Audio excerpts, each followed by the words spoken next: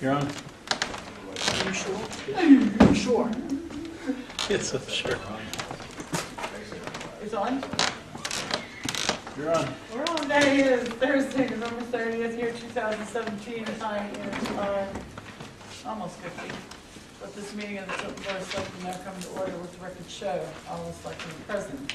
Let us stand and pledge our allegiance.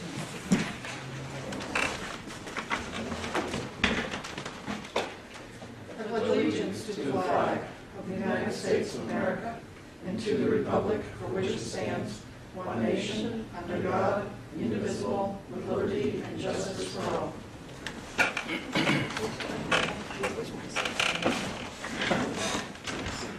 Okay. Approval of minutes. Wow. All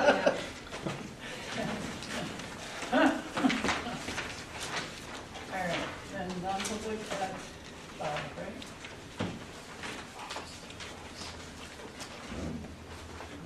Believe me, I haven't even glanced at these.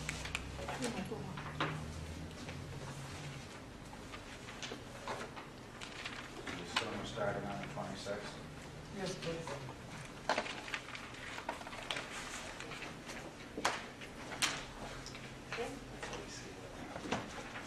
I didn't get 5 more years out of that on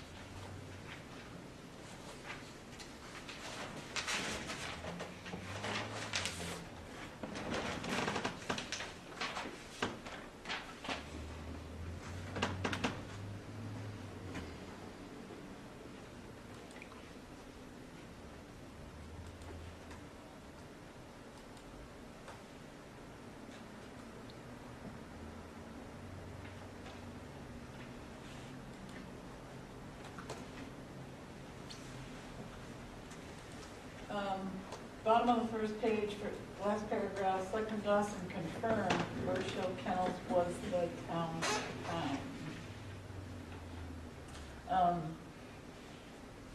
contracted as? Well, I think what here I was explaining that we were required to have a town pound and that currently Birch Hill Kennel provides that service. But at that time, I don't think we had signed any agreements, had we? No. I think you were just reviewing the contract. Right, we were reviewing the contract, so it'd be more correct if it was expressed that way. Do we need to elaborate a little bit on the Deer Street sinkhole getting bigger? Well, it is. I can tell you that Brock and I have talked a couple of times. I found yet again, I think I showed it to you. Yes. Another Yep. blueprint that showed very clearly the culvert coming from what used to be a brook between, which is now the school property, to a intersection right beside the sewer manhole and then directly across the street. It has nothing to do with the condo, because I think the 1927 Daniel Webster blueprint shows the same thing, not quite as clear, and there's no condo there, there's no buildings. That was Buffalo Park. Should we elaborate a little bit more on this paragraph for the records to state that? I mean, this is a long-standing disagreement with them. It's been going on now for what, 6 to 8 months? At least, or better? Years 2 or, years. yeah, John's closing. Yeah. We can, I don't know what. We don't, It's if pretty we don't specific. start documenting our, It could say that the intention, I mean, we did discuss it further, but the intention always has been is to present this to District 3 with all the evidence we have to show them that it is there, drainage. We could add some language like that. yeah. Can we do that? That'd be good.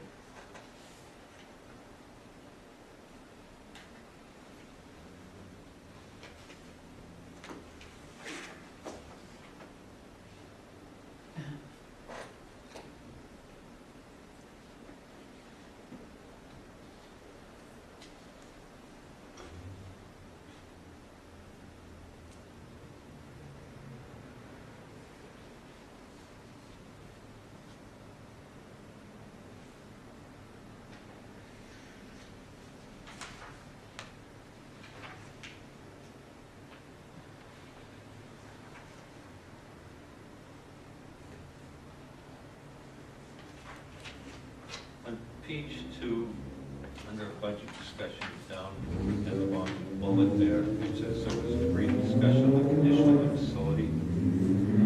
In particular, it was the salt shed that the back wall was blowing out.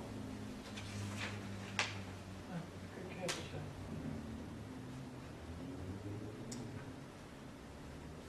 I can't remember whether after the discussion on the keeping the carpet surface, that was left in, wasn't it? Yes. Yes. Where are you at?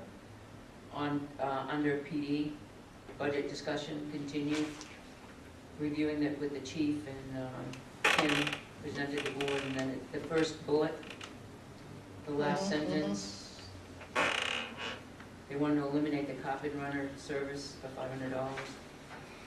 And then I highly recommend it, but then there's nothing, I believe, we said yes, we would keep it. Okay. I think that it needs to be noted. And there were specific reasons why we wanted it to be kept. Pathogens was one of them.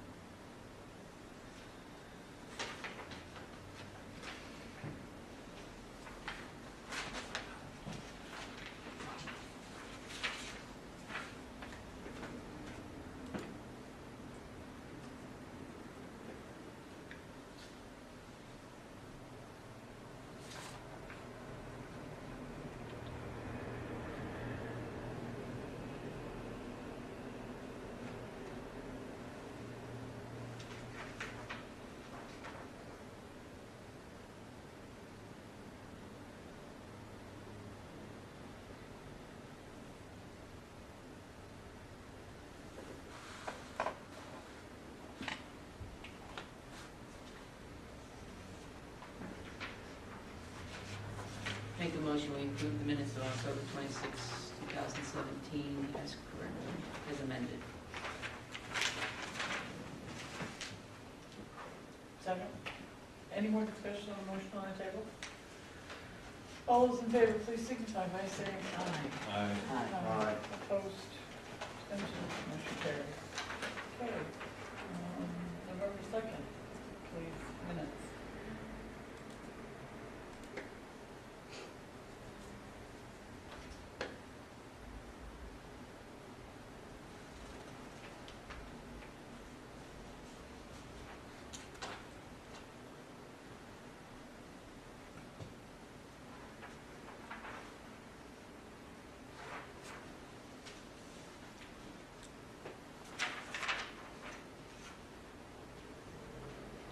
At some point, we reviewed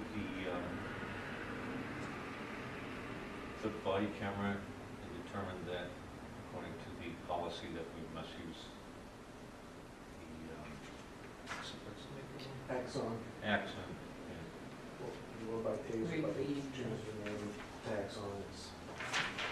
Well, I don't see it in there. I know we brought it up on the Was it- previous minutes, it was brought up, we were going to look into it further, and then the following meeting, we got together, we discussed that, and it was determined that we would use the Axon camera, and he returned it. And Are you talking about Brian Kinkeelers? yeah, I think that's further, was it further Next, further yeah. up than, okay. Another minutes? yes. Okay. Oh, yeah, I see it. It's on the minutes of November 16th. Make a motion, we accept the minutes of November 2nd, 2017. Any discussion on the motion on the table? All those in favor, please signify by saying aye. Aye. Aye. Opposed, aye, abstentions, motion carried. It's almost 5 o'clock, so These two, seven. we'll They're take down. these two and two sets and read them later in the meeting. And this time we'll, are we going into non-public for personnel or safety? I don't remember which one that is.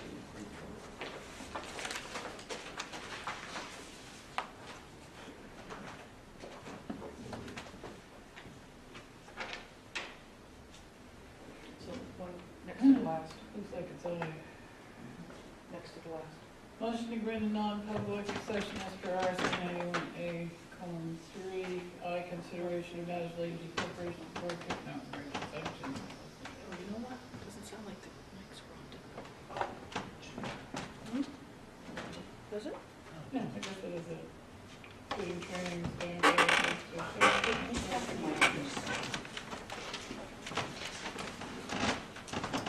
gonna have that have to be specifically for. And that's it. That's the one here. Acquisition, negotiation, carrying out of emergency functions. The police department is emergency function, and what we're gonna discuss has to do with that. Second. Roll call vote, please. Yes. Constantino, yes. Dawson, yes. Scanlon, yes. We are red. Red is on. Time being 5:30. Okay, motion to seal. Yes. Motion to seal these minutes permanently if they pertain to safety issues. Second. Roll call vote, please. Yes. Constantino, yes. Dawson, Good evening. yes. Scanlon, yes. Do we have to roll call vote on that motion? We don't, do we? No. Yes, Ducky. I just sent that link, I hope, to the Yeah, I board. just got it. Okay.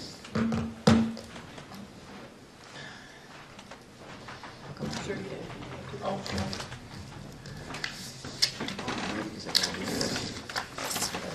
evening, Councillor Kenny. How are you this evening? I'm doing well. How is everyone? Good. Good. Is it getting cooler out there? Is the sun's gone? I'm going to tell you, I spent a couple hours in the yard today.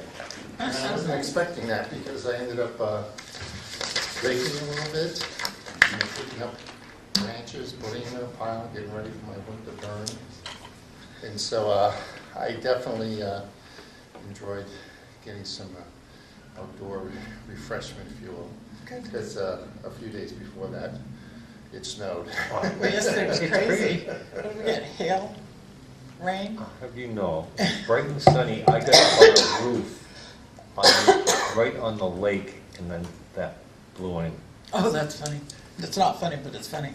Yeah, it was, Well, we're delighted you could join us. Is there anything new we should know about happening down in the Oh, southern there's part? always something new. So just an introduction, because I don't know if everybody has seen me before, but I'm Joe Kenny, your executive counselor, so I represent from Claremont to Pittsburgh, all the way down to Milton, pretty much everything in between. So about 108 towns, 4 cities, and 23 unincorporated areas. So I'm usually on the road quite a bit. This time of year, obviously a new governor, so we've had about 10 months under that new administration. There have been a lot of appointments to, commissioners. Recently your local city Franklin mayor took an appointment as Commissioner of Labor, so he's in that position now. We've also have a new Attorney General, Gordon McDonald, who is, has a long legal history in the state of New Hampshire and is doing quite well. Obviously, we still have our Commissioner of Transportation, Victoria Sheehan.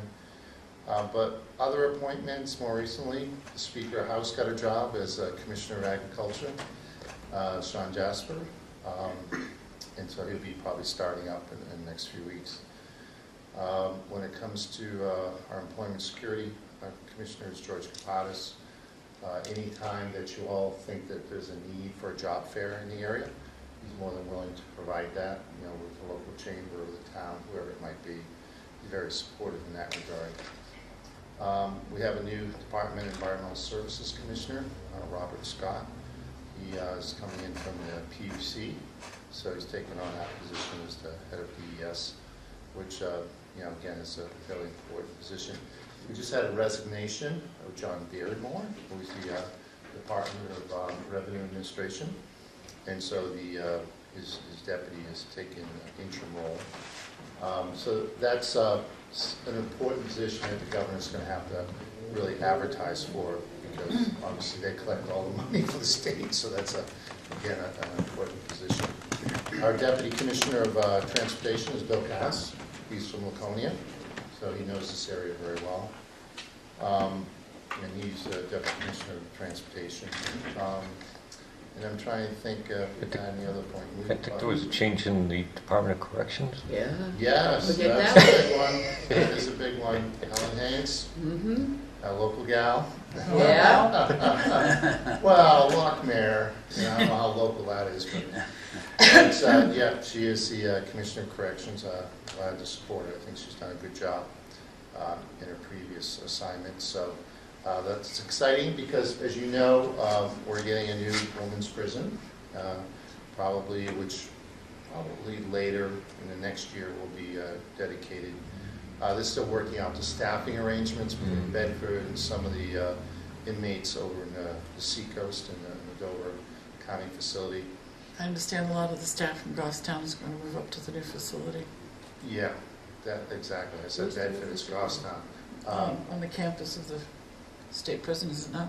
Up in the back, to the left, Yeah, or to the Okay. yeah, south? yeah.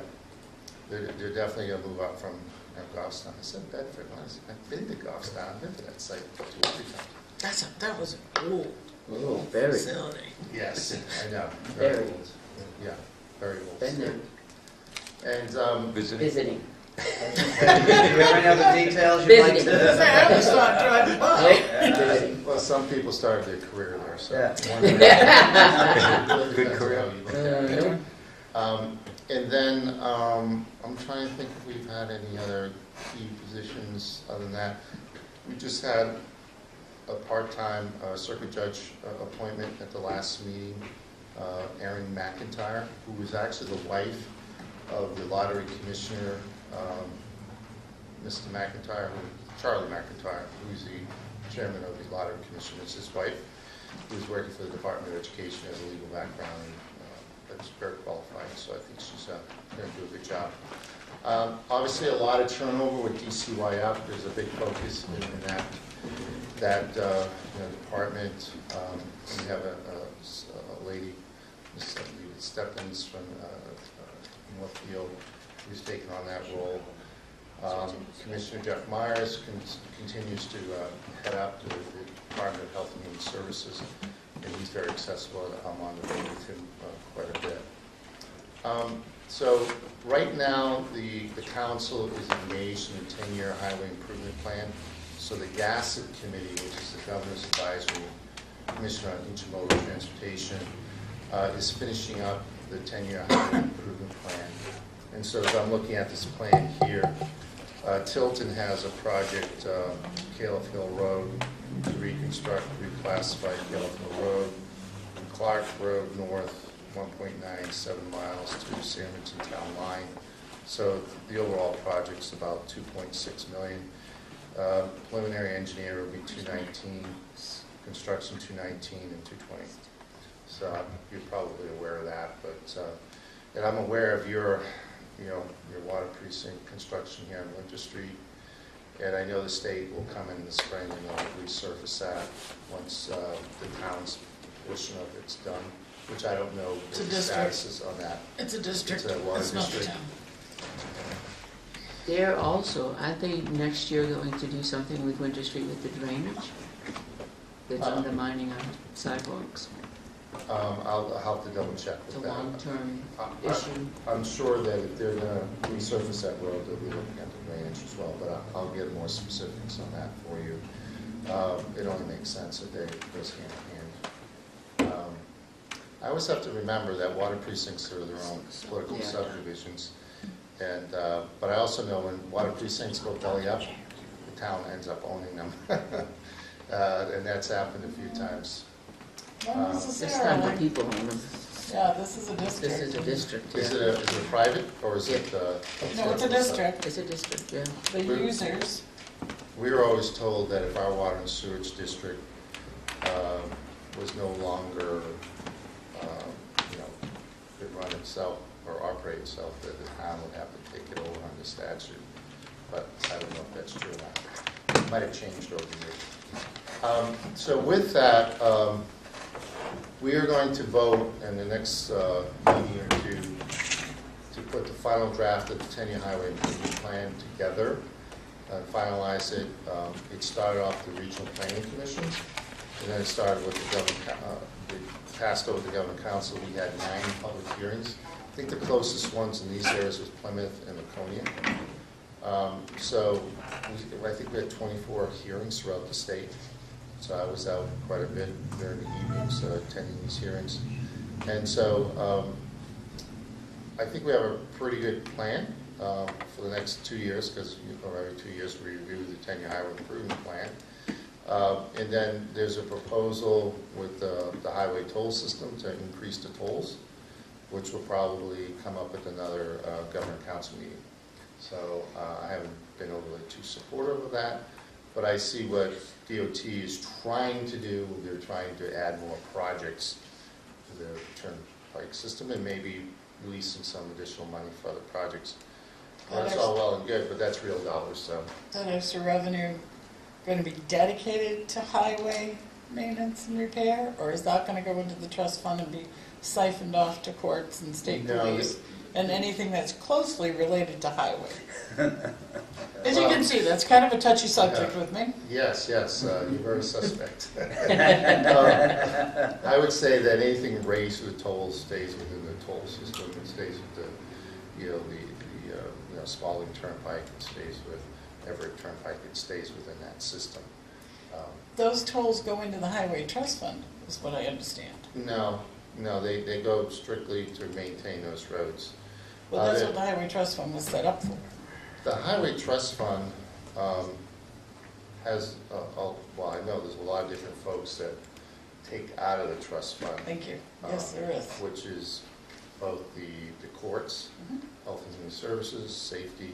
And that's always been kind of the rub, is that, can we get those other agencies out of there and just dedicate it to get their fingers out. So were the turnpikes set up to go on forever in New Hampshire? Because in Maine, that was like to pay the bond off, which was in the early 80s. And then they reauthorized, but when they did, they said a certain % of the turnpike revenue would go outside of the turnpike. That's why they set up the trust fund, was so that those revenues and the gas tax, I believe also, is supposed to go into that trust fund, and it's supposed to be a dedicated fund strictly for the maintenance, care, and repair of our highways, the state's highways. Right, the operation and the But maintenance. anything that can be closely related to highway funnels it off, which is why New Hampshire DOT is always short of cash. Yeah, so I'll put it this way. I think for the next 10 years, we have about, it's a little bit over $800 million worth of projects, but we only have about $376 million to kind of fund those projects within the 10-year highway improvement plan. Get everybody's fingers out of the pot. You can do it. There is a good booklet that I can leave at the town that kind of explains the 10-year highway improvement plan for this year's proposal. It speaks specifically to the federal dollars coming into the state, under which programs, and how it's being funded, and where the money's going to. So that might be something that I can drop off that you can have, because it is an interesting document. It's very fresh and new. And then the other thing is, with the upcoming meeting, there's a proposal, if they do increase the tolls, that they would increase I think the toll road from Bow up through Concord 1.5 miles, so that they can in turn fix that road under the turnpike system. So that's on the table as well. So they're just moving the start line of where the turn, instead of the toll plaza, they're moving it north of it, is what it sounds like. Yeah. So that's another approach. That's a creative way of at least extending. I know, I was going, wow. So for whatever red list bridges that, turn into red list bridges, they're taking off. It's kind of a bridge for bridge at this point, bridge on, bridge off, for the next 10 years. So they're kind of sustaining what they have now, but they're not really gaining ground. So eventually they're going to have to decide how they're going to, do more funding for these bridges that are red listed. So. Yeah, we did our own, Tilton and Northfield. We didn't even bother going through the bridge program because it's so, I mean, the bridge couldn't have waited. It's so far out. We have a It's bridge so in unfunded. Union that DOT visited last week. Small bridge, probably about 20 yards long, and they're talking at $800,000. But if you look at it, you think about it's about a $200,000 fix. But so what happens is once you're part of that Bridge 8 program, you know, you got design, engineering, and you know, you have to hire a lot of people, and the costs go up, up, up. So you're smart to have done it, you know, internally. We had to. But again, you still have to meet all the, you know, specifications under the bridge guidelines, because, you know, all bridges are supposed to be equal Well, to exactly, same. but because the program was so far out, because it was underfunded, I Right. mean, so many read the listed bridges, our bridge couldn't wait, it would have Yeah, gone whatever. right into the Winnipesaukee River. We would have closed it. Well, this little small Union Bridge is the earliest they can get on the Bridge 8 program would be 2027. Right. So you like, that's Do one. 10 years out. And they've already closed the bridge, so it's, you know, it's a safety issue for a lot of people who live on that road. So yeah, we have bridge problems in the state of New Hampshire, and we continue to tackle them as best we can. But we know that with our debt service under the Department of Transportation, a lot of that is for I-93. A lot of it's for you know, the bridge work that was done on the seacoast. So we're going to have a lot of debt service in coming years to pay back those bonds that were floated, and that's just a reality. So while we've taken care of, you know, certain parts of the state, southern New Hampshire, you make a good point, central and northern New Hampshire, we still have to continue to fight for those dollars. But the good news is next year we're doing over 400 miles of resurfacing projects in my district, which will be a lot in the Lakes region and North Country. But as you know, they'll put 2 inches of resurfacing, and then 3 or 4 years it cracks. So that's the best that they're doing up this way with regards to anything major. They'll continue to putter off with doing some bridge programs.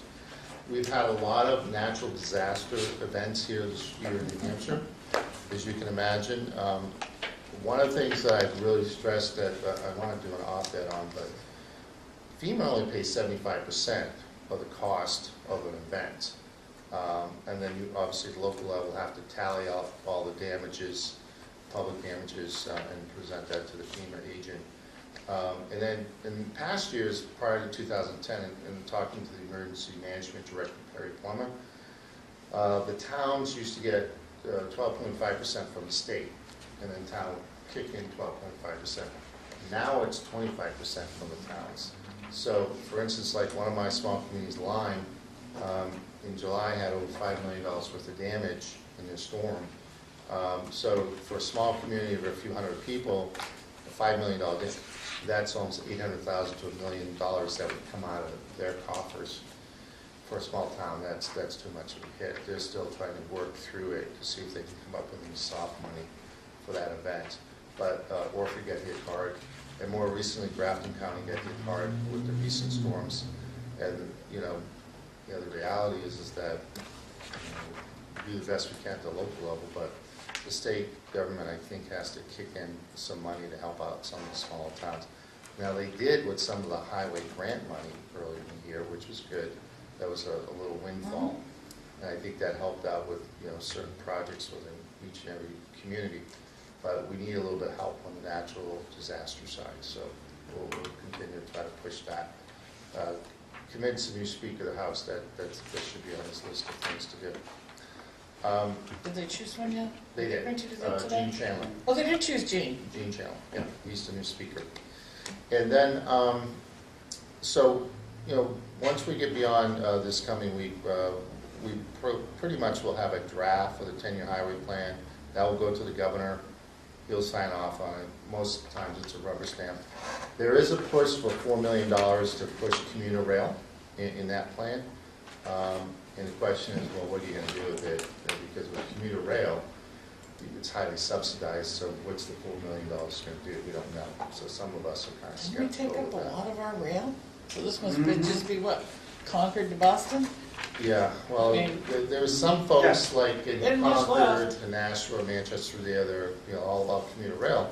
But it's like, well, who's going to pay for it? And that, no one has the I answer. think actually Didn't they we can just still, spend a lot of money on these rails as recent as 2 weeks ago? I think you can still get to Tilton. Well, this section you is can. owned by the state of New Hampshire, 3M still gets deliveries and by it's rail. leased to, There is some rail money out there. I know St. Lawrence got some up north for their freight line from northern Maine up to Canada. So there's a few $1 million in their rail fund to do repair. But it's a big, it's more of a conversational piece, but, when rubber meets the road, what's the money going to be used for? Do we really have the capacity it's a to really build more rail, practical. commuter rail in the state? As you know, that most of our rail up this way, a lot of it's, attractions, Hopewell Rail, Conway Scenic, it's really geared towards that. And so we'll get that to the governor, then it'll go to the legislature, and they'll have their hands on it. And then probably by the end of June, they'll pass the final 10-year highway plan. And that should be a good thing. I think it's a reasonable planning. You're really speaking to more of a maintenance, sustaining what we have, and trying to improve on resurfacing, try to keep up with the Red List Bridge. There's also some discussion about some sound walls with additional funding from the turnpike system. If they were to pass that toll increase, they would be looking at sound walls. And a lot of those communities like that idea because those residential areas, I-90, Real close. 89 or 95, it is a problem there. Yeah. So, there's going to be a lot of discussion about infrastructure, roads in the coming years. There's already discussion about it. We've got 50,000 culverts in the state of New Hampshire. That's That's a lot of culverts. And that's just the states. That's just the state, yeah. So, and Well, we Tom, have one up here that they're claiming they don't have, but that's another Yeah, you're subject. gonna, they're gonna gain there's another one a soon. lot of those land disputes that go on. But Tom Thompson over in Orford sent me a picture of a bunch of culverts on 25A that are really just like sand rocks are in them, and it's just, obviously it's created, damage through the storm. But a lot of those culverts, if they're not maintained or if they're not redesigned to be wider, Yeah. you're gonna have washouts in the roads very quickly. So that's 50,000 culverts. I don't know who's got that job to go out and look at them, but I'm sure they're out every day of the week and probably at the night with a flashlight. It's a lot to maintain. So, but again, they also have to work with DES when they do culvert work. They have to work, obviously DOT. And in some cases, they have to work with municipalities. So it's a big thing. Right now, North Conway with their bypass, the 20-year period is up. So there's a discussion of whether the highway, federal highway, will either ask the state to pay back some of that for the land rights, or will they just look the other way and say, you can use it for alternative transportation pathways or whatnot. Speaking of that, CMAQ, which is that kind of congestion mitigation grant money, there's a round out there right now. I think in my district, there's 4 proposals, 2 from Claremont, 1 from Franconia, and 1 from North Conway. There's probably about $16 million in the pot. So that's something that communities can apply for. Also, the transportation, they call it the TAP program, the Transportation Alternative Program. That allows you to apply for sidewalks, parking, landscaping, those type of improvements in your community. So they do that round every year. So they'll be coming up in the spring. So that's something that you might want to look at as a We're talking community. about that right now, Yeah. so That's Joyce, what we gotta TAP grant. remember that. TAP The program. The TAP program at DOT. The other program that's out there that a lot of communities have tapped into is the Northern Borders Commission grant money. And that's run by Mark Scarano. And so they have a yearly round of grants, and you can apply up to $250,000. So a lot of times they'll leverage some of these pots of money together. But that's been a very popular program. And also I believe it's the EDC at the federal level does a lot of infrastructure grants that does water and sewage kind of programs, particularly on the economic development side. The other thing that you'll be hearing about once they release the grant winners is this new kind of water fund, trust fund, that was created from the Exxon settlement monies. There's $276 million in there. And there's another fund, kind of a contamination fund from another settlement, from another legal case, it's about 60, 80 million in it. But if you, as a town, were to, the precinct, wanted to improve their water system and they had, immediate concerns, this would be a good trust fund to apply to, because Colebrook is looking like it's going to get 1.2 million. Whitefield's going to get, I think, close to 800,000. Groveton's getting 200,000, I believe. Lebanon's getting some money, and I believe North Conway. So a lot of this, some of it's grant money, and some of it's money that you can apply through kind of a revolving loan program. So it's going to be a very popular program here in the coming years, and I think they did the prudent thing by saying, we're going to invest in it, we're going to make it grow, we're going to distribute the money for water programs throughout the state, but we're going to give it to the communities that are in need. For instance, Colebrook has 70% leakage, the highest leakage in the state. So they've been working on a $7 million replacement program up there, and they've been working the last year and a half up there. So they hope to have it probably completed by next year. They've got pipes from the 1890s, so it was stamped 1890 on these pipes. So it's taken a while to put like there. Any sewer programs? Yep, through USDA. Anytime you need to do kind of sewage programs, you just contact. We have a new guy, it used to be Ted Brady, USDA ran the program. There's an interim director up there, but there's a new guy from the Portsmouth area who's going to be in charge of USDA. Once they formally can announce his name, we'll make sure he gets out to the communities. He is, I think he's from Portsmouth, and I think he wants to bring the main office to Concord.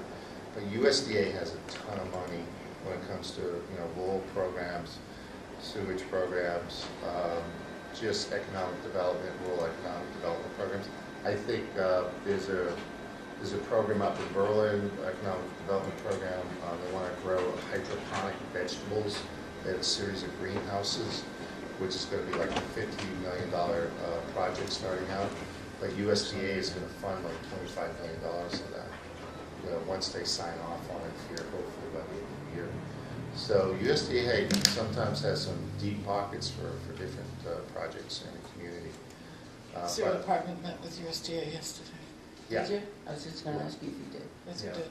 Good. And I'm trying to think, someone locally here had mentioned about the LCHIP program, the Land Heritage Investment Program. They're giving out their awards for this year on Monday in Concord.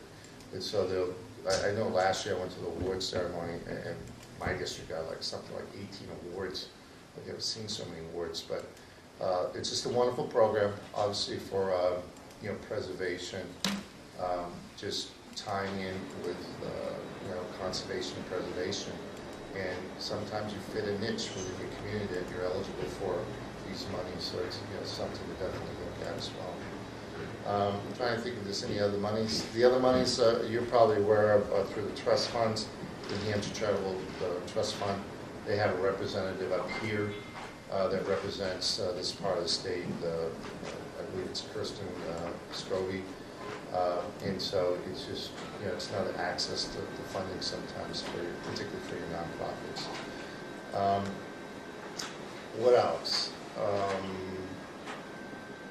That's kind of it in a nutshell. That the things that are, the other thing you might be aware of is Anthem got the state employee health care contract along with retirees.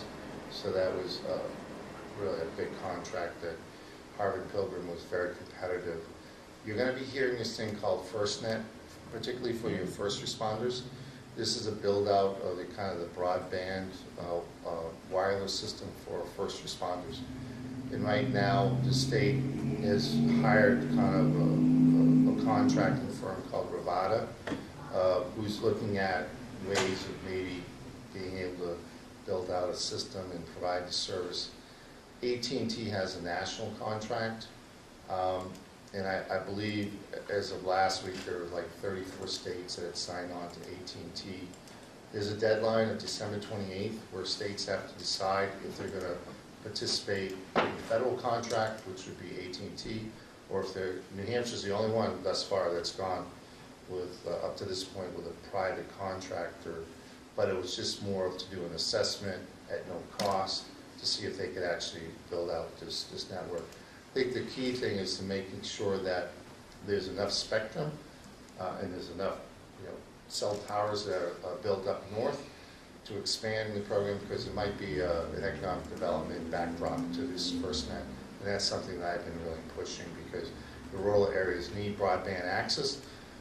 The first priority will be first responders, but while those lines not being used, can be used for commercial purposes, why not use it? So Excellent. that's something that I'm really kind of focusing on. I've been driving the government probably a little bit nuts on that, but every meeting I'll say, what's status on FirstNet? What's status on FirstNet?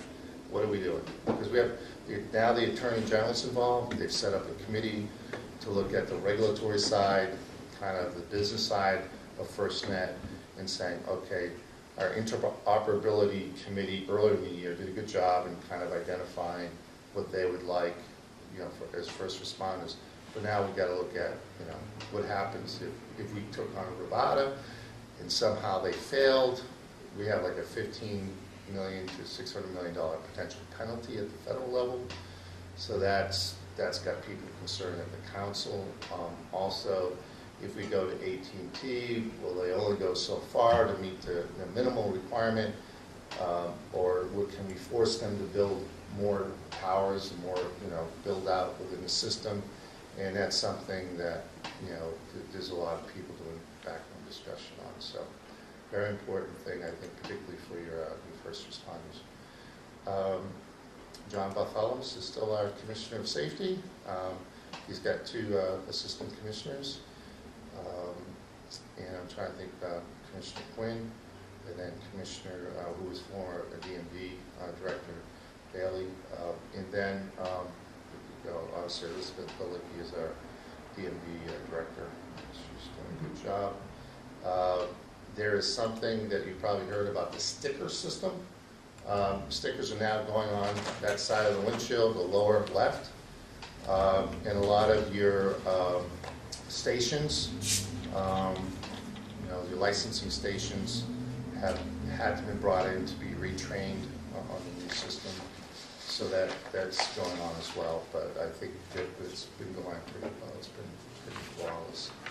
And there's discussions about RGGI, about OBD2 testing, about air quality, and we get a lot of those discussions and contracts before council as well. That always end up to lively discussions. But there's a lot of, we are the people that vote on all your spending for the most part. So all the agencies, they come before us when it comes to contracts of anything and every kind. So if there's any contract that's coming up, that's impacting Tilton, just, I've left a few cards here. Just feel free to give me a shout, and be glad to help out. I want to hear your take on the Keno thing and how safe it is for towns to engage in it, and did they really solidify the contract with them that monies are really going to go back to the kindergarten? My thoughts on any new program is wait for 2 years and see how other communities look at it, adapt to it, let them resolve what the problems are. I know Rochester just had a tie vote. Oh, did they? They had one vote that passed. They did a recount. It was tied, which eliminated Keno after the recount vote. But I honestly don't know enough about it to really. Also, I hear from communities and people that were each supposedly experts. Like any gambling program, there's going to be some pros and cons. There's going to be some things that the legislation really didn't identify. I've dealt with a lot of American Legions over the last 3 years with regards to gaming issues that they've gotten into trouble. I've had to go to court and try to say, no, they're good guys, they didn't know what they're doing. And by the way, a lottery commission, you give them the appropriate training on the game that they, and by the way, they had the chief's approval, the town manager's approval. So a lot of times, it's incumbent upon the lottery commission to go out to those communities, start training the people who are gonna oversee the Keno program and say, okay, let's start out slow, but this is the regulatory aspect of these are responsible. A lot of times it's bookkeeping, the bookkeeping side of it, you know. A lot of times the game part of it's the easy part, it's the bookkeeping, what happens, you know, when the revenue comes in, who's accountable, how do you report it? How do we get that information, Joe? Because I know I am, I don't know the other selectmen, we're starting to get calls, are we gonna put it on our warrant, or we're not gonna put it on our warrant?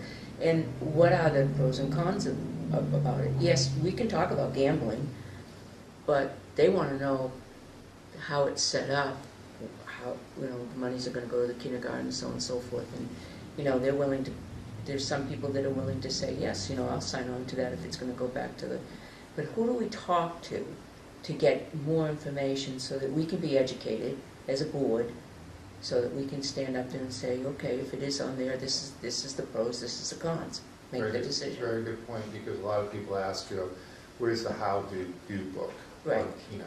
Right. And so at the next Governor Council meeting, I will bring that up as a topic. But before I actually bring it up into that meeting, I'll reach out to the Lottery Commission and probably even to the Department of Revenue and some of the other agencies that might be involved in that. Because, I hear it. I'm like, okay, it's another gaming program, but I don't understand it. Right. Because usually what happens is I understand it after the fact when I hear all the complaints. Yes. So I can start putting the pieces together and saying, okay, this is why it doesn't work. It's because it wasn't written in the statute or in the straight rule.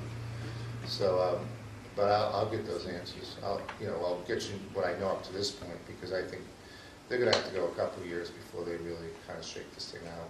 It's not a Well, it's scratch probably- ticket. I mean, it's actually a gaming hall. You go to a Keno room and, Well, it's like a bar I know, with right? a TV. I've been to Keno in Nevada.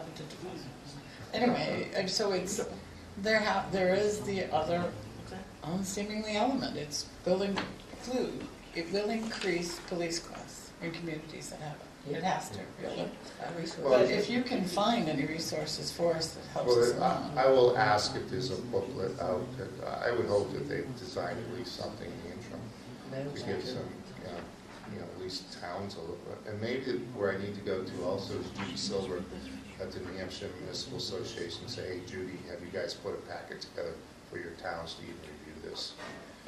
We have to have answers for them to I don't suspect that all of them will be there at our town meetings, but I think that we should probably have some type of, there's some type of information that we can answer these ahead of time, because I'm starting to get phone calls on it, I mean, I used to bring my dad all the time to Massachusetts just to play Keno, but you'd be there for an hour and then they'd be drinking and carrying on all around us, and we really want that. Well, it's for the kindergarten, so, I mean, personally, I'm really torn, really torn. I want to see where the program is, what the program is. Well, the other thing that towns, early on concerned, towns that marijuana dispensaries in, we don't know how that's playing out either. That's one.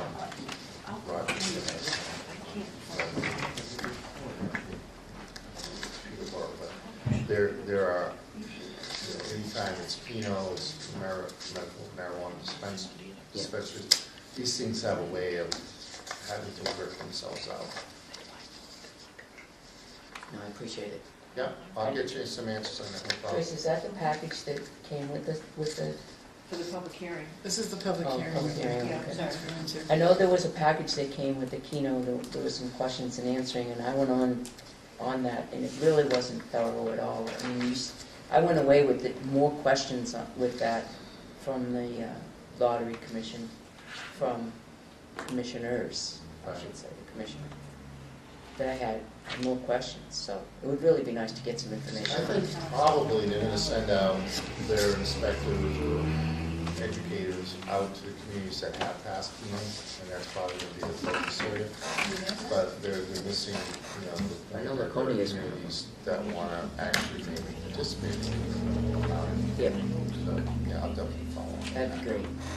Is there any other particular issues in Tilton I need to be aware of? Winter Street? Just the roads. I think Roads? the roads, one of the things, one of my concerns is the Winnipesaukee River, and it's been more and more popular now that it's been cleaned up, and we redid the Salmon Run Park and, got that all cleaned up. And along with Franklin, there's a big interest for kayaking, and there's some events that come in. But what happens is they won't release the water in a recreational type usage. They'll just dump it all out, let it run for like 6 days, and then shut it all off. And we're trying to work with DES and also with the dam owners, and trying to get them to do maybe some smaller releases throughout the summer, which brings a lot of tourism into the area and recreation. It seems to be more of a focus on just, getting the lakes ready real quick and Sure. and doing that on. So, and that would be helpful. And one of the things in our town right through here, we only have one entrance into the town, sort of because of the way the river is. And right along there, there's a rock wall, and the river hits along it. It's overgrown with trees coming out that have separated the rocks, and about 25% of the guardrail posts are rotted out, and that's starting to decay. So that's It's undermining that whole it's area. undermining that whole section, and which, if we do run into a point where there's, a good storm. Part of Route which- 3 is gonna end up in the river. And which would shut off this, and I forget what the traffic flow, it's pretty high through here. It's just past here what the island Has is. there been any communication with DOT as far as guardrail replacement program? Because generally they have funds for guardrails. John just made us aware of the wall deteriorating a few There weeks has ago. been communication with them last year about cutting brush and things, but John personally has kind of gone in and on some level and cut a few so that I went at in least over the So the side of the roots- wall, the roots are, Left, Right. and that's what's praying those rocks apart. so they don't want to They cut it down, but they're still growing. They send out their shoots, you can see it. And Right. John dangled himself over there well, to try to help. I went over and kayaked to the river, and I did some, kind of figured cut some of the brush low, down low. What I found is actually there are trees that have displaced the rock, come out like that big around, and come out and go up. But the state, over the years, they'll reach over and cut it, but that just cuts the little branches and suckers that come out. But that thing keeps growing and displacing the wall. Yeah, Um, and it's a state bridge, This is State Road, this is Route 311 we're talking about. so it's a state bridge. Yep. Well, it's a retaining wall, not a bridge. Yeah. Oh, it's not a bridge? No, just it's not a retaining bridge, it's wall. just a retaining wall. It's just beyond our bridge to the island. Oh, So location-wise, you'll Right. see the bridge to the island, and then that retaining wall, it's all rock, goes quite a ways up. When you leave here, if you going up to exit 20, as soon as you're on That's the opposite, right as soon as you get to Cumbies, you'll see the railroad track. From there, around the corner is all a corner, and that's where the guard is. Is that retaining wall a state responsibility? It is, Yeah. okay. Totally. And who's your highway patrolman here for the state? It's District 3. But do It's- they have a it's- shed nearby? It's in Guilford. Guilford, Guilford? yeah, Bill Rowland? for the patrol. No, I Patrol, can't think of who Patrol's the that- engineer is. You want the Alan engineer? Hanscom? I can't remember it's, Alan Hanscom was out of District 3. Yeah. Who's District 3? It is Alan Hanscom. Because Bill Rollins, Alan Hanscom, and then there's a woman over there now. Mark retired. Nancy. Mayville? Who was the woman that we just went up to with the cut-in on 132 that you met? What's her name? Nancy Nancy Spalding. Spalding. Is up there. She's an engineer, right? Yep. Yeah. And Ray LaMontagne was Yeah. there. Who's the engineer up at District 3 now? Is it Nancy Spalding? No. No, she works in Concord. Oh, no, It's, she does work in District She 3. works at District 3 now. She took over something. So what would you like me to do?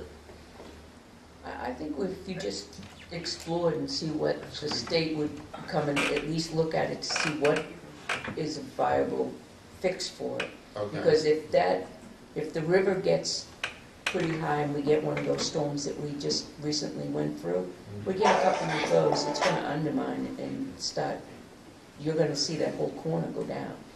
Right. I think in the controlling of that And brush that, and the trees, as opposed to just going over it, somebody should be taking an inspection. This should be proactive. It involves Uh, two agencies, inspection. DES and and it's the only DOT. way in and out. It's 50,000 cars that pass through here daily. Okay. Well, what I'll do is, I take the commissioner on the road. And so probably in the spring, I'll take her on That'd the be great. road. We could and show. stop there. Is he kayak? Do you Oh, kayak? yeah. No. Is he Yeah, kayak? Victoria, The Medical. We only can one set it that up for kayaks this. is Jeff Rose. And he heads up the new Natural and Cultural Resources Department. Jeff Rose, the former DRED commissioner, he's the one that kayaks and fly fishes, and he's an outdoor guy. So I'll make sure we do a tour, sometime this spring to look at that site. The other thing I just wanted to mention too, we have a new department, the Business Economic Affairs Department. It just kind of split up the DRED, and so travel and tourism, whose director is Vicky Simino, but the commissioner is now Taylor Carswell, who's formerly from Littleton, but he's now the new commissioner of the Business and Economic Affairs Department. So, which encompasses workforce, council, travel and tourism, and he's also in charge of all the restaurants as well. The cultural, kind of natural and cultural department, Jeff Rose heads up, and so they just kind of merged those kind of divisions together. And so we'll see how it works out, but Taylor and his group led the effort to put together the Amazon.com proposal down in Londonderry with 50,000, jobs, potential to get Amazon to move to New Hampshire. It's kind of a long shot, but it was his department that put together a really great proposal.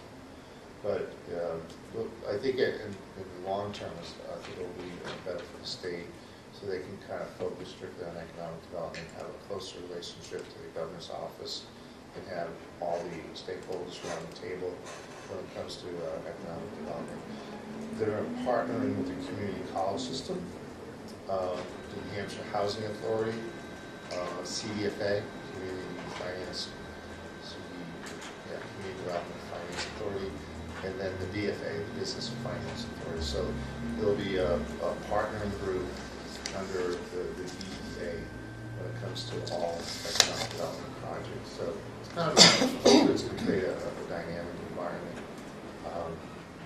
The other thing is, anybody interested in the balsams?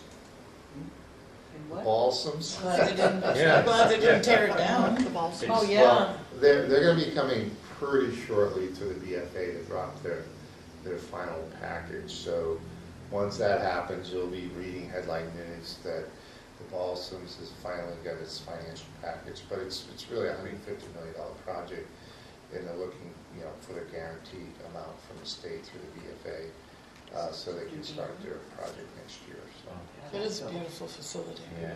yeah, in its heyday, it was absolutely gorgeous. So hopefully we can recreate, a third Grand Hotel. But that's something, I check in from time to time with the developer and see where they're at. So, massive undertaking. So. Nova Scotia did that with their big hotels. Yeah, yeah. So, obviously, you can see where the state's going in the central northern part. It's being driven by recreational motorized activity, hiking, biking, all this, but OHRVs. The Wild West is really, cross county, different trails being built, Jericho Park, the big festivals, new store up in Lancaster, Palm Mums, which is a kind of a motorized power store for OHRVs, snow machines and all that. They just opened up a new store up in Lancaster, and they're opening one up in Groveton, so they see the potential of the growth in the market. And so you're going to continue to see New Hampshire really focusing on travel and tourism in the northern part of the state. The other thing that I see growth up there is they just put in a new, what's called CDL Maple Equipment Company. So there's a big push towards maple sugaring, kind of expansion in that economy.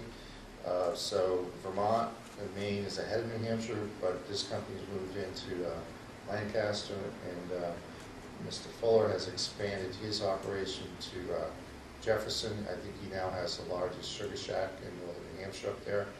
And so there's a big, push towards sugaring and expanding that here in northern New Hampshire. Associated with Maple Grove? Maple Grove, that's not the newsletter, is it the newspaper?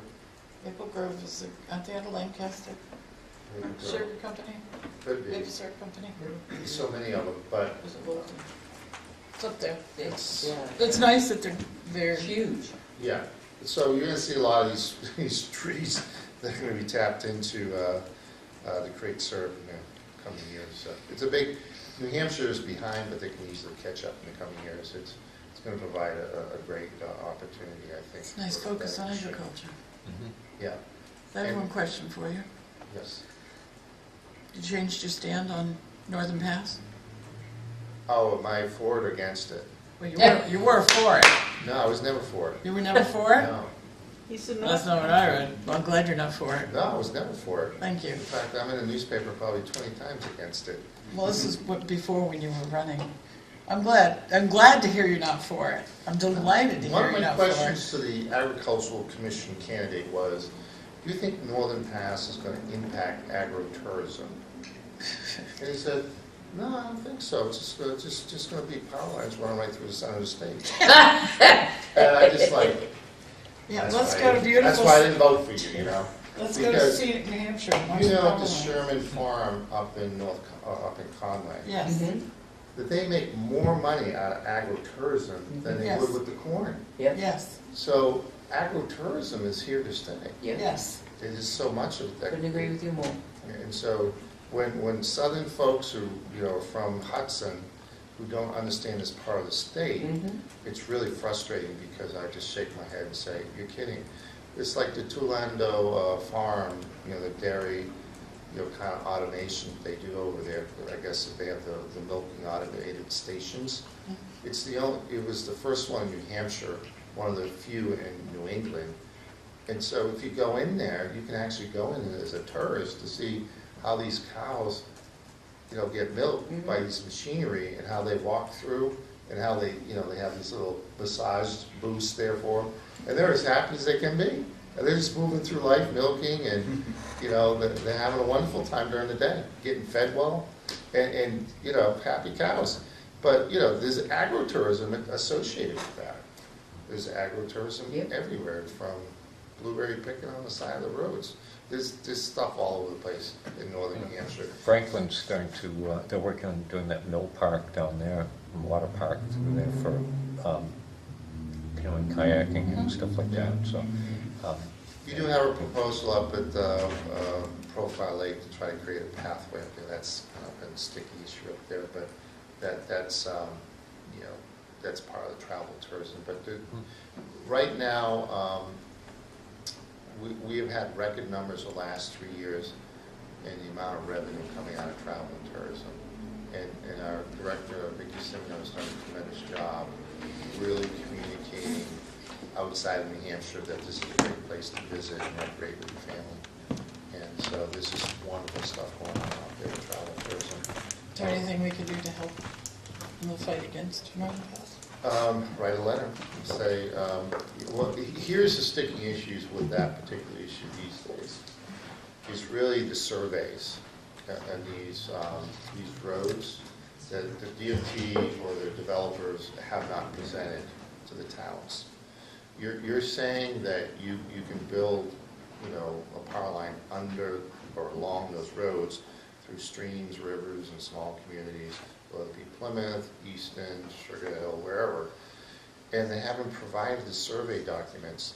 And they say, well, how can you pass or approve site evaluation committee this permit if they have not provided how they're actually going to do this project, particularly in these small rural areas and these small secondary state roads that were never built correctly in the first place, that are near waterways, rivers, small New England towns, and you're gonna rip that all up. And oh, by the way, places like, you know, the pancake place up in Sugar Sugar Hill. Hill. Always. Ollie's Pancake House, they're gonna lose 40% of their business or more during that construction phase. And there's gonna be other businesses along the way who are gonna be, so they're saying, oh, you know, it's a great project. Yeah, I suppose if you don't live in northern New Hampshire and you live in southern New Hampshire and you don't, you know, vacation up there, you probably think, oh yeah, we need that renewable power that's coming in from Canada. The issue really is, I've always felt that whatever 1,000 megawatts that they're going to create out of Northern Pass is going to be far more disruptive, and it's going to be ruin the, of course I get passionate about this, you can tell, but you know, the environment, our culture, it's going to take away agritourism. It's going to put a sour and foul taste in the people's mouths when it comes to this project in northern New Hampshire. They're going to be very resentful, and it's going to have a short-term jobs, but Very it's not short. going to have a long-term jobs, None. because all that power is going into a bigger grid. It's not lowering our electric rates, you know. So there's so much emotion around that. And the reality is that it keeps kind of marching along. And I get it. They got their federal permit from the Department of Energy, but we all know who heads up the Department of Energy, Rick Perry. When Rick Perry came to New Hampshire and he was saying, yeah, there should be windmills all over New Hampshire, you know, the audience just were, you know, they were horrified. They said, this isn't Texas, Mr. Perry. This is a small New England state called New Hampshire. It's a 4-season state. We have mountains, rivers, valleys, lakes, and we have wonderful access to Boston and to the seacoast. We're not Texas, you know. And so there's a Washington mentality, there's a special interest mentality, and there's a southern New Hampshire mentality. And until people start to realize the impact that it's going to have in other parts of the state, we're going to lose New Hampshire. We're going to lose our backyard. That's right. Because if you start putting in those mega projects, it's only a matter of time. I'm sorry, I get passionate about this. No, keep going. We're all going, yeah, right, yeah. No, I was on top of Mount Lafayette. They did a nice photo. They put me on the front page up north. And I was just looking over the beautiful scenery and saying, why do we want to mess this thing up? We don't. You know, it's ridiculous. And I don't understand the rationale. And these people, you know, that work for Eversource, they're nice people. I've known them for years. But they know I'm right. But they got to work. And I realize they got to feed their families. I totally get that. But they know I'm right, which really bugs the hell out of me. Oh, well. We're with you. Yep. I get passionate. But no, the thing is to write to the site evaluation committee and say we're very much in opposition to this project. We see it, we don't see the merits of it benefiting our area and our state. You know, that's the best you can do. But when you look at the real issues that we're ahead of the game on is they have not provided those surveys. They have not provided an understanding of how they're going to navigate high, you know, tension poles or putting things underground. They have not developed and do that. We're going to do that after we get our permit. No. You need to do that before you get your permit. And oh, by the way, hopefully you don't get your permit. But I will say that the people on the site evaluation committee are under a lot of pressure. There's a lot of good people on there. I don't know how, you know, there's several of them that are assigned by various agencies, Department of Transportation, DES, you know, and so forth. And then there's 2 public members. They're all under a lot of pressure, okay, and I understand that. But ultimately, I hope at the end of the day, the New Hampshire people who are on the site evaluation committee will look out for New Hampshire and not look out for what's in southern New Hampshire, what's in Boston, or whatever. If they look out for our state in the best interest of the state. That's all I can hope for, because they are the last battleground. They're the last defense when it comes to this project. I mean, so there's a lot of pressure on them, but for me, I would be an easy vote if I were on that, Commissioner. I'm delighted I asked you. Yeah, well, I think, I am too. Well, and I did read early on, and I was like, well, no, I never but I'm so supported it. delighted that you, I just think Prove me that, wrong. I'm like everyone else. I'm struggling how I can, a few months ago, I said, it's time for me to be outspoken. I went down to the site evaluation committee, and I just was the first speaker, and I just let them have it as best I can. And then they postponed the decision until March, because the executive council got in there, was all wound up. But, there's probably other reasons. And then they've done their site tours, and some of them, that committee haven't been in northern New Hampshire for years, and they finally went into these small towns, and they were kind of chaperoned. But the problem is that I understand the Eversource side in Northern Paso. It's a public relations game. You find one person that says, well, I'm in support of Northern Pass. And then all of a sudden, we have an average farmer who lives up there who's in support of our project. Well, that's not indicative of everybody up there. That's just a public relations game. I see it online, I see it on social media, I see it being played out. I every once in a while throw in a comment. But the bottom line is I understand what they're doing. They're trying to buy us off in northern New Hampshire. The Northern Fund, as far as I'm concerned, the Tilton Fund, which has over $300 million in it, is going to be has been far more impactful than a $100 million Northern Fund will ever be, because it hasn't been created. We don't know who's going to administrate it, and we quite frankly don't know if it's ever come to fruition. Promises, promises, promises. And where have we heard that before? So I hear all this kind of sideline chatter going on. Oh, it's going to be good for New Hampshire. We're going to give you money and you'll be able to do this and that. It's going to lower your energy costs and this. And I'm just not a believer. I'm not a believer. We've seen how they started out, and we see how they restarted, and we see where they're at today. And to me, it's a special interest. It's the biggest project probably since Seabrook, the energy project. And it's going right through the northern heartland of New Hampshire. It's crazy. And it's a foreign power source. It's not even our source of energy. It's Canada's source of energy. and it's just coming through, It's just passing through. passing through. Yeah. It'd be like you have, 2-acre plot of land, and all of a sudden someone decides to put a big power line right through it. It's just after a while, I just hope the committee gives a really conscious decision on this. Otherwise, it's going to end up in lawsuits for years. Yes, And that's unfortunate, because good money is going to be thrown at a bad project, Mhm. and it's going to create all this hate and discontent and all this energy, bad karma and money on both sides. And I was like, all you had to do, it's like Governor Lynch and Ray Burton said, we should not build it unless northern New Hampshire people want it to be built. And they made it very clear, the majority of the people up in northern New Hampshire said no. And it was more to do with the approach and how they were doing it. And so I believe that, as they said it many years ago, as I do today. If northern New Hampshire doesn't want it, then it shouldn't be built. You have to buy in people when it comes to these utility projects. If you can't buy in the majority of the people to a project, you shouldn't build it. That's my belief anyway. But then again, I ran on a campaign statewide in 2008, let's keep New Hampshire, New Hampshire. Yeah. And then was one of the NPR people, Laura Canois, had to do a special segment. What was Kenny talking about? Let's keep New Hampshire. What's that mean to you? And so they did it, they had all different commentary. But we have to get back to preserving our state. If we don't, the great thing is that we have LCHIP, and we go and preserve buildings, conservation land. We do a wonderful job at the local level. And, by the way, I'm not a big fan of Dollar General Store. I just wish they had a different format.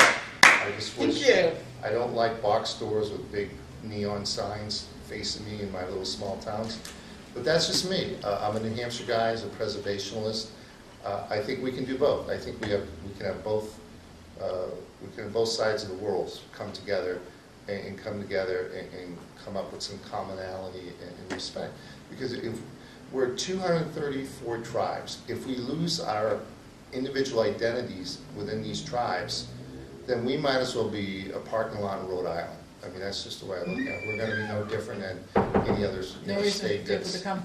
Yeah, I mean, that's why people come to New Hampshire. They've been coming here for generations. But oh, she's back. I'm still talking. Are you a new board member, by the way? Yes, I am. Hi, Ashley St. John. Okay, nice to meet you. Nice to meet How do you like it so far? I love it. Okay. We love it. It's a learning curve. Yeah. I was a selectman for 3 years, and you know, it takes a while just to kind of learn all the subject matter. But it always comes down to taxes anyway. Well, I don't know about that. There's other things that we've I don't come know. across. Well, I asked the Belknap kind of. I wasn't gonna say the B word. I wasn't gonna say the B word. Yeah, I got it right here. Here's the B word. I'm gonna tell you what. Guess who's gonna be at those hearings? Talk about irresponsible. I'm sorry. Here's Tilton. See, now you got me started. Here's Tilton. We have the population. We should have our own representative who would be in our county commission. I mean, we're not represented there. But we're going to pay 33.6% more because they're irresponsible and, you know, falsely reduced the tax rate all these years instead of letting us know that they really were overspending and couching it. No, I'm sorry. Oh, looks like we got a candidate for county commissioner. It's pretty clear, you know, it's interesting how they're trying to shift that blame, but it really boils down to, like, County government is one of the most unseen form of government. it's pretty convoluted. And you know, you'll say it's county sheriff, it's county nursing home, it's a business office, you know, it's registry of deeds, but ultimately, when you need it, you want it to be there, you know, particularly if you have an older parent or something like that who needs to be in the nursing home, or you need a sheriff because it's in the Constitution, and you need, you know, registry of deeds and things of that nature. So the department heads really need to get together and decide, you know, what it is that they, you know, they need to spend and how to put their budgets together. But one fascinating thing that that has to be spelled out is that when you have a calendar year versus a fiscal year, Yes. that creates problems and, Huge. and misperceptions sometimes, because you're always kind of playing catch up to the revenue that's supposed to drop in. And sometimes, oh my gosh, we have this deficit, but 6 months later the revenue drops in, and that, you know, you have a balance sheet. So that's something you might want to consider, is trying to maybe want to get on the same, you know, calendar year, if you will, because that's always been a problem. Even the state and federal government, you know, making sure that they align. But they, you know, and then obviously, you know, the federal level continuing resolutions, that CRs, that's a problem, because you can never predict, you know, money coming into the state. Because we do get a lot of federal money, whether we like it or not. There's a lot of federal money comes to the state. So, and that usually goes down to the nursing homes. It goes from the federal government, some of it to the state, to the nursing homes. And so how do you budget around that? Right. So, No, but Belknap County, if they hadn't artificially reduced that tax rate by using the reserve fund money, and that would have climbed slowly over the years, and they could have justified, you know, these expenses we're incurring from the nursing home, the county home, blah, blah, blah, blah. But to artificially reduce it now all of a sudden, because they've depleted their little cookie jar pot of money, and they don't have any more, now we're going to pay 33.6%. It's like, you know, the pyramid scheme that's finally collapsed on them. well, That is so irresponsible. you're right, because with surplus money, you have to be careful. You know, because those taxpayers will say, that's our money, give it back to us. So you can, you know, lower the Right. tax rate. But if there's something unanticipated, or you're working towards a capital project, you know, you should have a certain, you know, reserve. But DRA will come in sometimes and say, you always should have 10%. Exactly. You know, surplus of your overall operating budget. But, you know, so it's really up to elected officials to say, forecasting what's in front of them, what might hit them, but also, you know, having an appropriate surplus to support that. But in this case, it's the appointed officials that create that budget that the elected officials spend. You know, and if they're budgeting so much that this surplus of money is growing, well, then lower your budget and stop creating the surplus. They're Well- budgeting too high. well, If the they're other- creating that, I mean, it was a huge pot of money that they delved into, that they created for themselves. The other thing is, you have to understand too, is sometimes you have new officials come in. Oh, And yeah. you have to have an experience, at least one or two experienced people in it, who have kind of the background of several years to understand where the budget has been, where it was a couple of years ago, is kind of understanding that the budget process and the historical aspect, because when you build a new community corrections facility there, I gotta believe that's gonna add to your operating budget, you know, to some degree. What do you do with the old building and all that? So you gotta forecast that, but you have to explain it a year or two out to say, hey, in this year, this is where we're gonna be at here. But sometimes, you know, business managers come and go, you have new elected officials, sometimes, you know, bad things happen. So you have to plan out the future. That's what I always say, anyway. You have to plan out the future, and hopefully you have good leadership and good county administrators that, you know, that follow this. And We'll see how it That's shakes the out. key. Right now, they're blaming each other. Oh, yeah, they've done that right along. Well, nothing goes wrong in Tilton, everything's wonderful in Tilton, so. Darn right. So three selectmen from Tilton. We may not always agree, but we come to some resolve most of the time. Excellent. Not like the Belknap County Commissioners, they never come to a resolve, ever. We'll see where it goes. We'll see where it goes, but we'll all be getting our free newspapers watching this, so. Yeah. Thank you so much for coming in. Yeah, hopefully I shared a little bit of knowledge and understanding. I will follow up with you. Excellent. Yeah. And feel free to contact me anytime. Thank you. Thank Okay, you. Much, much do I owe you appreciated. anything? Sorry I was late. Did you, I talk did, about grants I at did, the beginning? yes. It was all on tape, so, Oh, is it really? yeah. They got all my opinion on Northern Pass on there? Yeah. Good. I wanna talk to you. Oh, you're going to be on Turn around and TV. smile for the Yeah. camera. Well, our computer TV. No.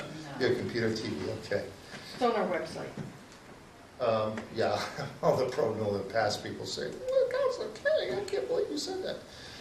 Just a New Hampshire kid that believes that we can do better, so. Well, you'll have lots of people who think, yay. I know, it's, it's gonna be a tragedy if they give out that permit, it's just gonna be a tragedy. We all have to fight the fight and do what we can. Yeah, and I gotta tell you, every time, you know, I've spoken to the governor, I said, Governor, you gotta get up there, you gotta talk to those people, whether you're for or against, and I know you're for it, but you gotta talk to those people, and, cause they wanna explain to you, even under the best circumstances, these are the problems with this permit request. You gotta communicate that all in school. So, I'll have my, little candy here, Yeah. and I'll leave. Thanks. Thanks, Joe. Yeah, thanks. Thanks Appreciate again. it. Appreciate it. Sure enough. Thank you so much. See you later. Yeah. Good night. All in favor? Before we go any further, our public hearing on the Emergency Management Performance Grant. It's in the amount of $13,503, and it's for the purchase of a generator and a base radio for the community's emergency operations center. And we're late in opening that, so we'll keep it open for quite a while. Is any of this on the website, Joyce? The, no, the, Good night, Joe. notice, no. No, it was in our kiosk and on our bulletin board. Okay, good. Okay. Before we go too much further, I just want to say, Juliet had come in earlier in the week and presented me with a program that UNH has. It's called First Impressions. And so the first bullet here is, does your downtown attract residents, visitors, and businesses? How does it work? what does first impression assess? And outcomes may include improving the visual appeal of your downtown, strengthening marketing and promotion of your downtown, enriching the climate of your downtown for new businesses, residents, and visitors, increasing the number of volunteers in your community. So this is a program, and I would suggest that everybody look at it on the UNH site. Again, it's called First Impressions, and from what I can gather, it doesn't cost anything. And they will help us through improving our downtown. So, with the lack of a Main Street program, we have to be careful, I think, that our downtown does not, disappear into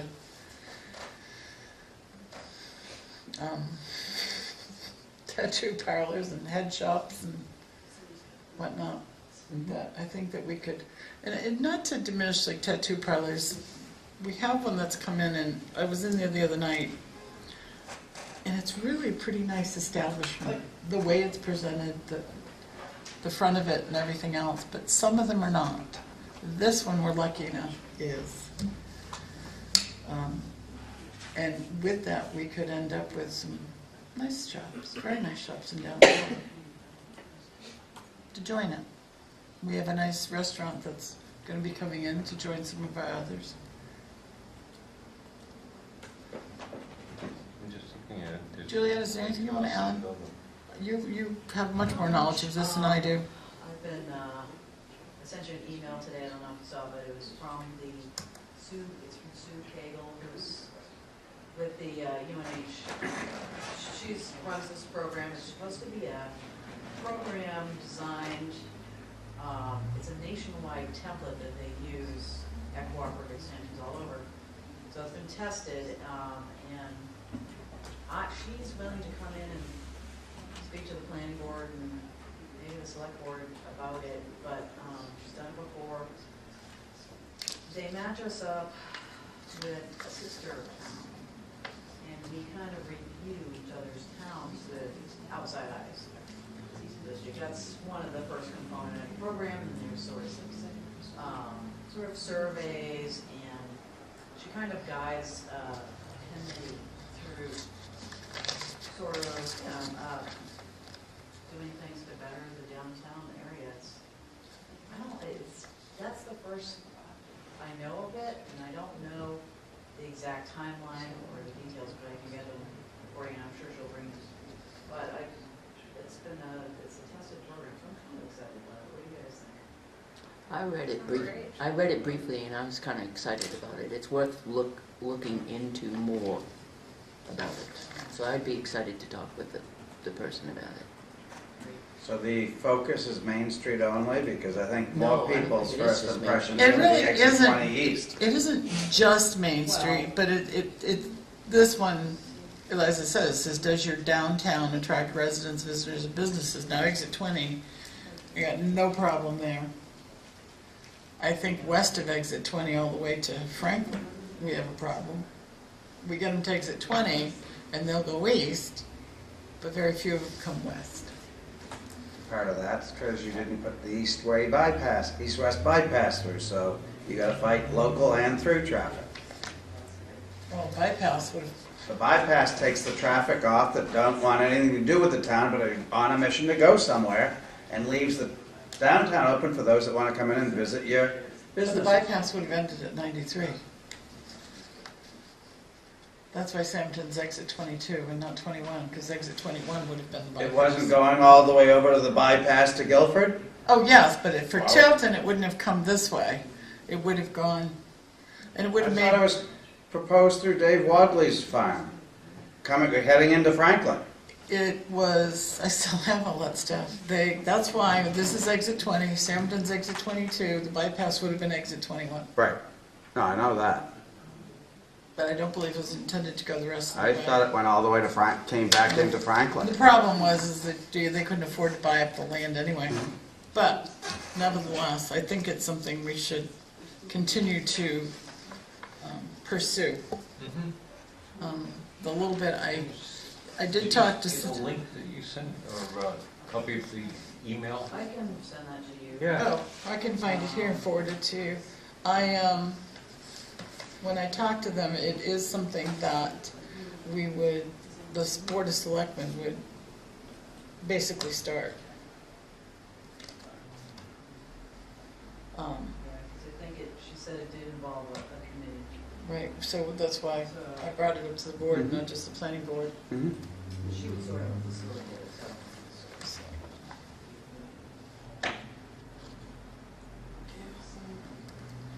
Okay.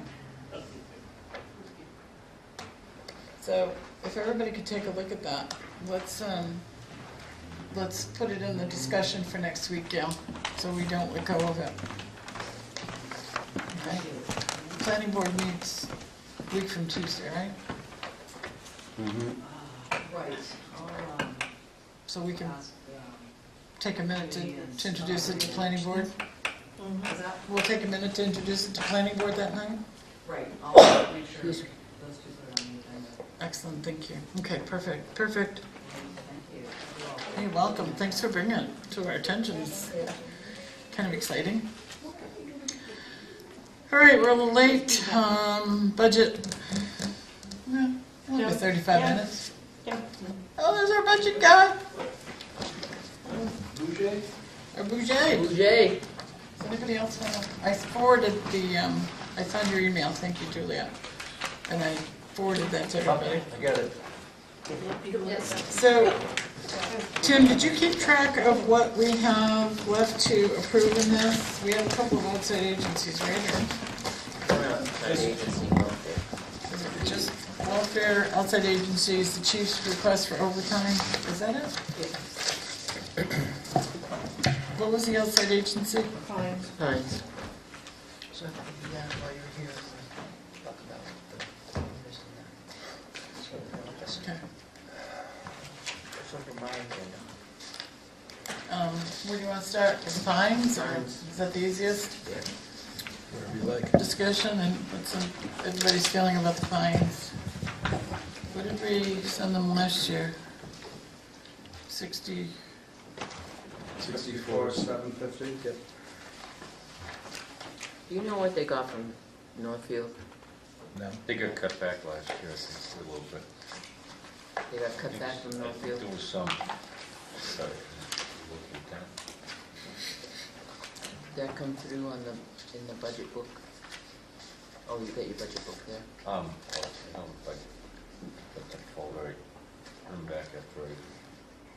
Oh, let's see where I can My budget book's downstairs. I was just curious as they, that would be a couple years in a row that we've made a motion to give, full board and Northfield again has undermined us.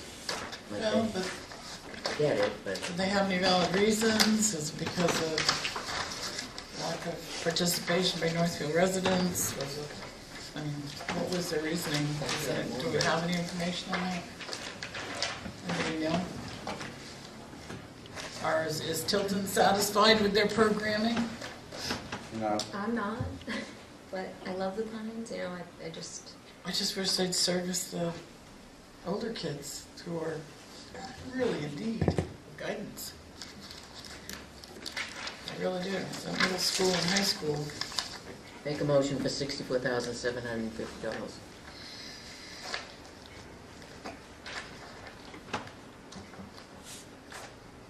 I'll second that. Discussion, please.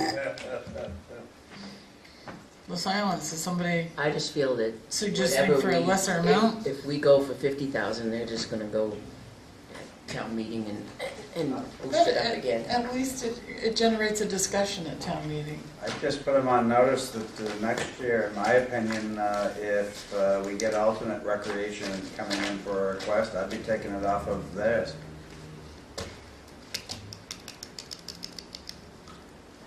If you follow where I'm heading, Mm-hmm. West Main Street. Mm-hmm. But I don't think that's a recreational No, facility. that's something entirely different. Wish it wasn't, but I wish it. Wish it wasn't, but it is. Anyone else? They had a good presentation that I can see a big change in the Pines, a change in their attitude, a much more appreciative of what they have going over there, and a big, huge community involvement of people rallying together to save it. And they've also, Brittany is now the director, and she came right up through the, being a member there. They did make her director. She is, yes. Yeah, she's directing. And they've made great inroads with their procedures and their policies. They've now, she's been doing great, and they've leased out some property. They're also doing cooking classes for younger adults. And apparently Joe's been part of that. They've been making like Thai food. Now, everybody says, why would you teach kids to make Thai food? Lots of vegetables. It's very good for you. And it's And tasty. if you teach them how to make just plain old hamburgers or, That's boring. roasted chicken, they're not going to be interested. So they've changed some of their actual programs, and they're just really fighting hard. They aren't just sitting back and saying, give us money. Have they added any new programs for the teenagers? No, I asked we're him still that, at- I we're still asked at him that zero? question. I asked him that, and, I'm sorry to say, they brought up their game room, and I was really The good in cooking- keeping the my cooking. mouth shut. The They cooking have class the karate is over good, there. They've been doing but that. the game room is just, Right. if you've ever been in there, that is not a place where a teenager's gonna wanna spend any time. So they've added karate. But karate, they have to pay, don't they? That's right. All of the programs they have to pay. Isn't the cooking you have to pay too? Mhm. Yeah. But karate, I believe, But is a it's not sliding subcontracted scale. program. It's not their program, It's it's a subcontractor. It is, and a lot of their programs are like the Red Cross programs and things like that are subcontracted. Do they still have the babysitting? They used to teach No. in babysitting. Then they I dropped don't- it. I That'd don't be a know. good one, or like CPR. They have a babysitting program, not so, sure. kids could go, young people could go in and they teach them all how to be good babysitters. Communication, Get certified and and- sending out newsletters Yeah, their quite newsletters often, have been- and they're Yeah, really they have been upbeat good in the and communication. doing that. John, do you know if their programs entertain a sliding scale if there are families that can't, or more than one family member is joined, or if they can't afford I don't the know about a programs? sliding scale, but they're always They gave out quite a few scholarships to Tilton helping residents. with paying. Is it and- based on income, or do you just ask and get a scholarship?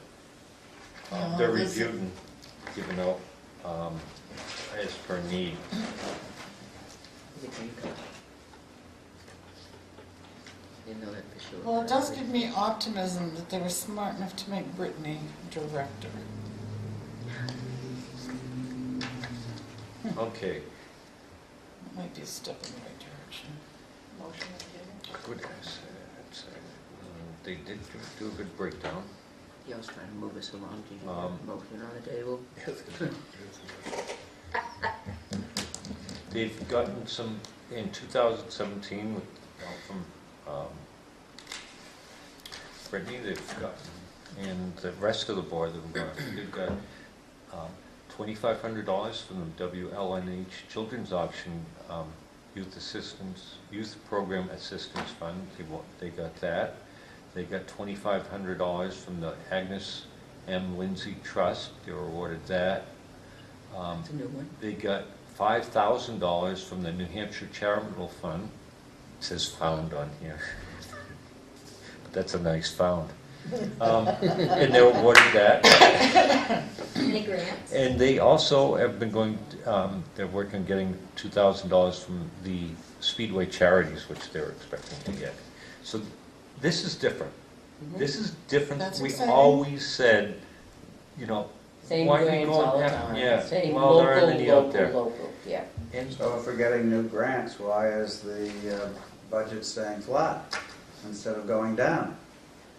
Because I thought they were supposed to be self-funded within 5 years of when they first started in the early 90s.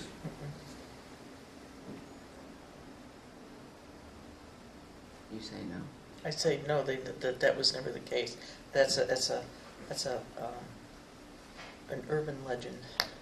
When they first were created, they were a Tilton Northfield municipal organization. It's when they became separate from the towns and became private nonprofit. There was some expectation that they would not Okay, I be, thought since they got their building. yeah, they would not be so reliant on the towns for funding. But we are almost their sole source. They do get some funds for their programs. They're doing better with grants, but Without our funding, they would fold. they would fold. Right, Right, each town would just Right. have to do their own. yes, that's right. All right, any more? Does anybody have any more questions on that? Ready for the vote? Yep. All right, all those in favor of the motion on the table, please signify by saying aye. Aye. I, Opposed? Nay, I think it's too much. Any abstentions? No, let's give it over this year. We'll wait and see next. I just, okay, welfare.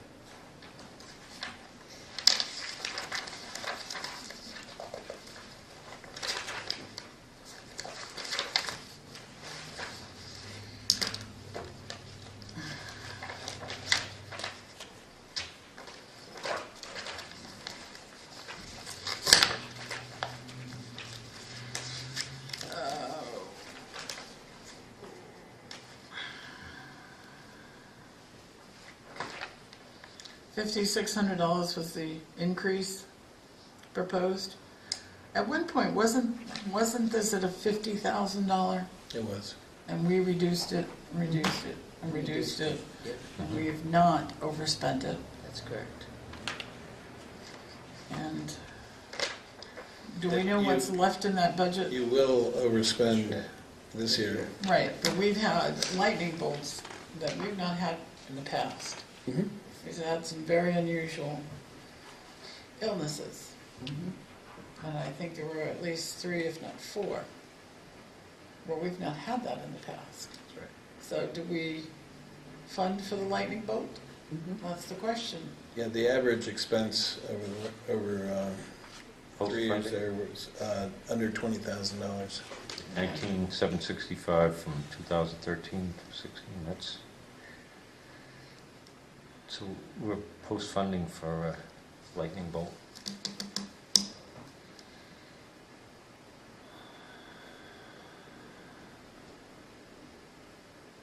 How much over do you think we'll be? First, just dark figure.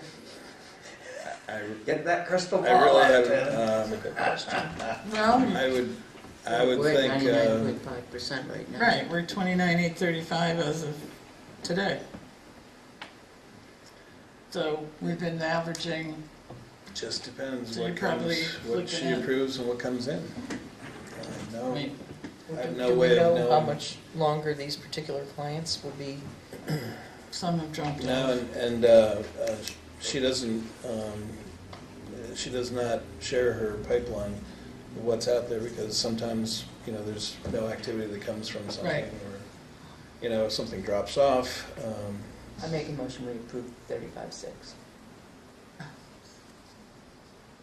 Second. It's open for discussion, you can change it if you want. Discussion. I think it's too much. I just don't see the lightning bolt, and if it is, then we divert money from someplace else to cover.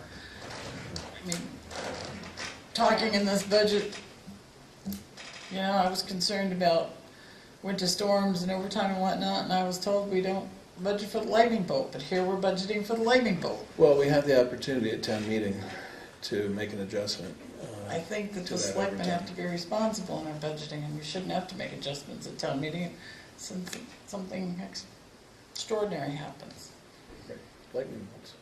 I know, and thank you for reminding me of that, but I think if anything, I think we leave it the same. I think Tim has a good point, though. If you go through the winter, which is the toughest time with heat and electricity and things like that, and You know, we go with the lower figure, and then town meeting, we know we've gone through the winter, we can adjust it.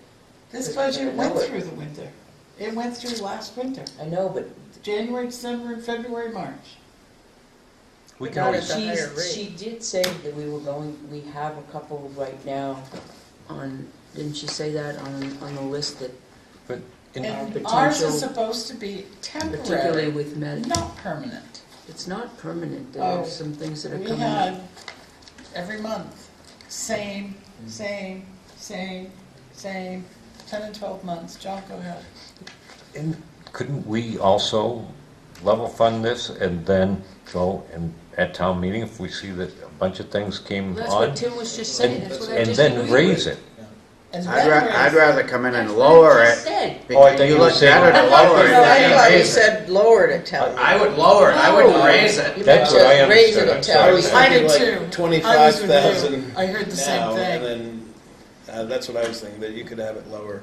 No, No, I don't want to lower it I at town agree. I meeting. was I'll raise If I it. have to, I'd rather raise it That's and what I- have a good reason for raising it. no, I Yeah, said, that's- Tim I wanna do had the a good opposite. point, we That's should level just- fund it I and am raise so it at sorry. town Or- meeting. I thought you Okay. said. I thought you were- Or you could add some more money to it, you could make it 25,000, and, Yeah. I mean. What was it last I year? don't think you have to go up 30. to 30, I don't think you need I to. would level fund it, don't go down to 25,000, we spent 30,000 in November, we haven't even gone into Right, December. so, Yeah. So I would at least level fund it. I'll amend my motion to level fund it. Who Yes, seconded I it? guess I'll amend my second. Okay. And then, you know, in March, we could figure that Hopefully you're not out. adjusting up. But you have to also remember, this budget is not final until we print Till it. March. And this is the selectmen's budget. Right. The budget committee can put whatever they I amount they want in it. But hopefully, we've budgeted pretty lean on the other things. I don't want to, you know, rely on, oh, well, we can take it from another place. We don't have another place to take it from, hopefully. No, but if you have something that's extraordinary and emergency, that's what your reserve fund is for. well, also, the welfare director does have a donations account, which she's able to use for certain things, so for heat, electricity, things like that. And she just received some donations. Usually this time of year, she receives several donations. that Do go we know along. what is in that fund right now? Yeah, I can. Big years. I didn't know that it was anything substantial. Say I to move this along, I guess I gotta wait now. bad money. It is, But some of that is for, you can't go totally. it's restricted. It's restricted, but It's- it is up to her discretion. It's just for heat and electricity, correct? Utilities. Because you just got money in for Thanksgiving, you can't go for I that. believe that's correct. So I, Can't use it for rent, but she Right. does have other expenses I that mean, she's she been just got paying. a lot of money for Thanksgiving. But she's been paying electricity, she's been paying heat. There's $1,829 in there. Okay. And that doesn't include the most recent No, donation. I thought it was gonna be, okay, so we have a Around motion. $30,000, I would say. Aye. 3,000? We have a motion on the Aye. table to level fund that line at 30,000. Right? All those in favor of the motion on the table, please signify by saying aye. Aye. Aye. Aye. Opposed? Motion carries. All right, next. So Chief. are you approving, so that entire budget then is approved at those amounts, 30,000, all the way down? Is it? Because we only voted on one line, I thought. Well, we can vote on Remainder. so the final of that is 100, Well, I thought we voted on all of that before. The only thing we were voting on. How come selectman budget's blank then on his, yeah, the total for health and welfare would be 94,580, including the 30,000. 94,580? Make a motion, we accept the health and welfare budget as 94,580. Thought we already did that. Second. Any discussion of that? All those in favor of the motion on the table, please signify by saying aye. aye. Opposed? Abstentions? Motion carries. I'm sorry, who seconded that? I did. Catherine did. So what do we have left? The chief? Yeah. And his request for overtime? The whole budget. So we haven't Which addressed, we just hung up on the overtime issue. that's the last item, right? We didn't do Oh, any of his, but right. that is the last issue on the Oh, I budget. thought we did go over his. I thought we did too, but. Tim- Does anybody have any we did. questions or issues with the chief's budget besides the overtime? When do you anticipate making a decision on the overtime? Well, we're gonna have that discussion right now. He wants to increase it by 7,000. Correct. Which I am against. That's right. What is, so does 55,000 include that request? Yes, because it was at Yeah. like 40. Yep. What was it originally? It was 48. 48? Yep.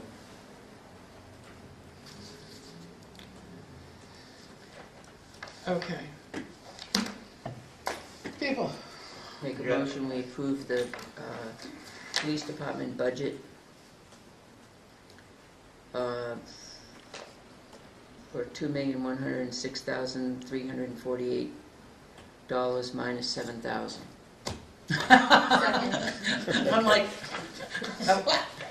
That's how I do that. you had me speechless. All right. Everybody understand that motion? Yeah. Okay. All those in favor of the motion on the table, please signify by saying aye. Aye. Aye. Opposed, abstentions. Nay. So we have a 4 and a 1. Yeah, so with your 2 new dispatchers, which will have overtime coverage when they go on vacation, switching to your 10s and all of that goes through, you're gonna see overtime go up, I think. Well, we Versus a used 4-hour shift, which they may or may not cover. 70%, Well, it can't if they Well- don't have the money to do it. It's, And and keep No, in mind, July adjustment, you just rob Peter to pay Paul, we've said it about other things. in that 70% used year-to-date, that does include this recent overtime that we had due to the tanker, which We're going will, to talk about we're that. going to be recouping that, we're billing the company. We're going to talk about that. So, but in any event, what I'm trying to say is that, that it's actually, it would be less than 70%. In other words, At this time if spent. you look at what we're going to be billing, Yeah. our true expense is going to be less than that. Okay. 70%, and we're in December now. I'm definitely against the 7,000, but I'd even want to cut that. He needs to make do with the staff available, like we were just talking about the PTO. If a corporal's out, someone else can cover. The sergeant or the captain Yes. can cover. You know, they have staff Yes, to Peter said utilize that. as opposed to using overtime.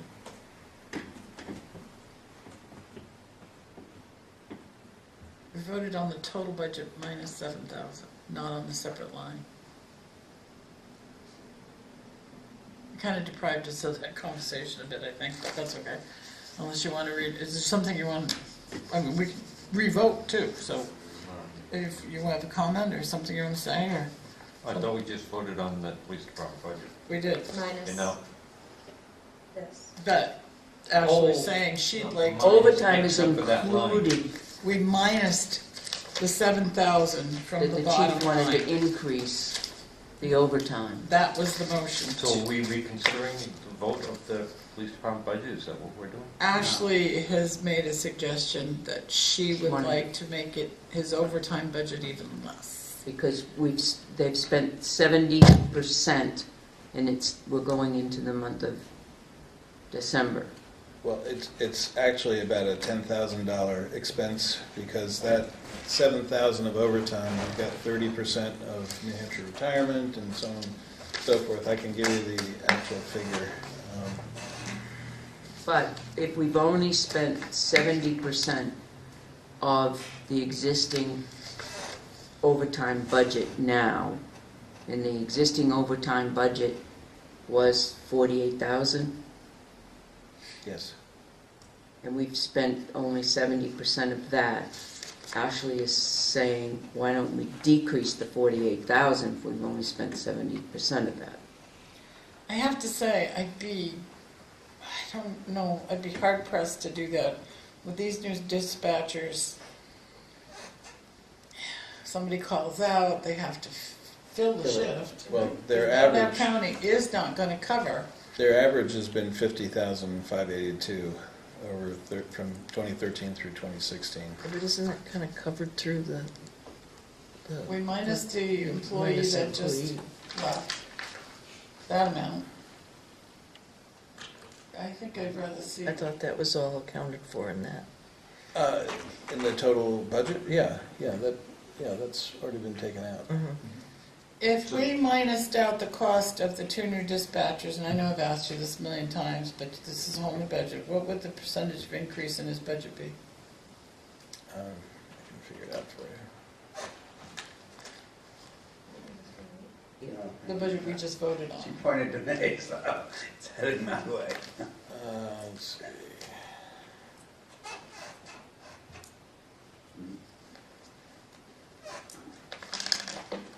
It would be a $65,500 decrease, or about a 3.2% reduction. So he'd be under budget from last year. Correct. Okay.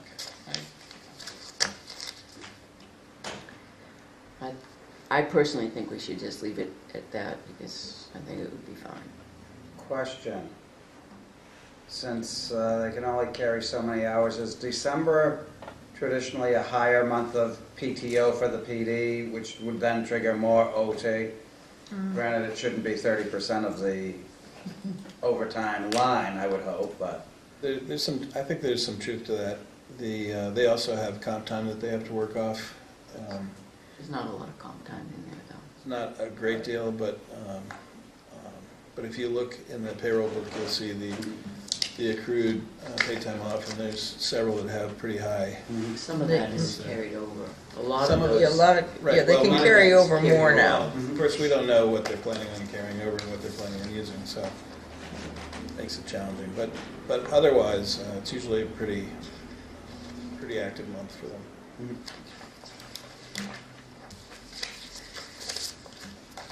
Is everybody all right with what we've done?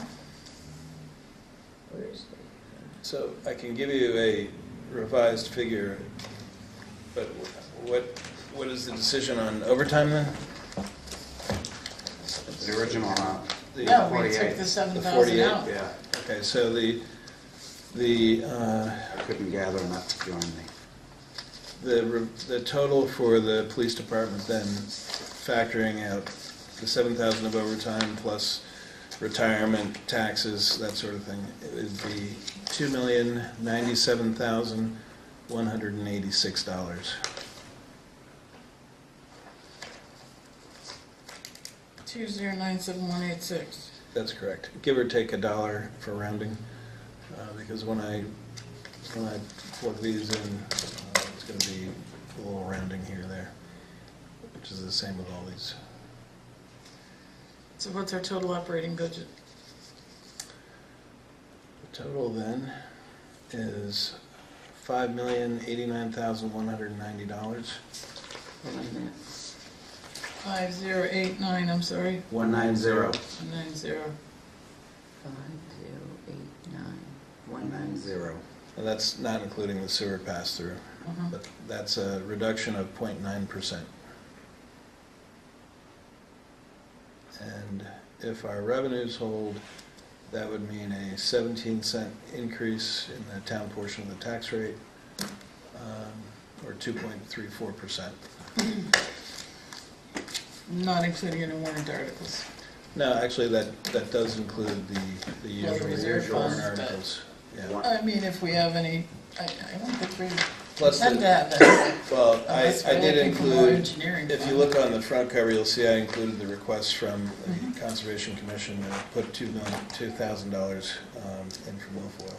Do we know what's in that current milfoil fund? $9,205.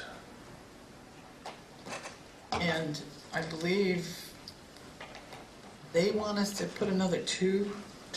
2,000? And that's typically been done by warrant article. Yes, because it goes into the reserve fund. It Yeah. has to be.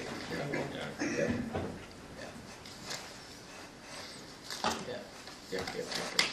And when did you want to do warrant articles?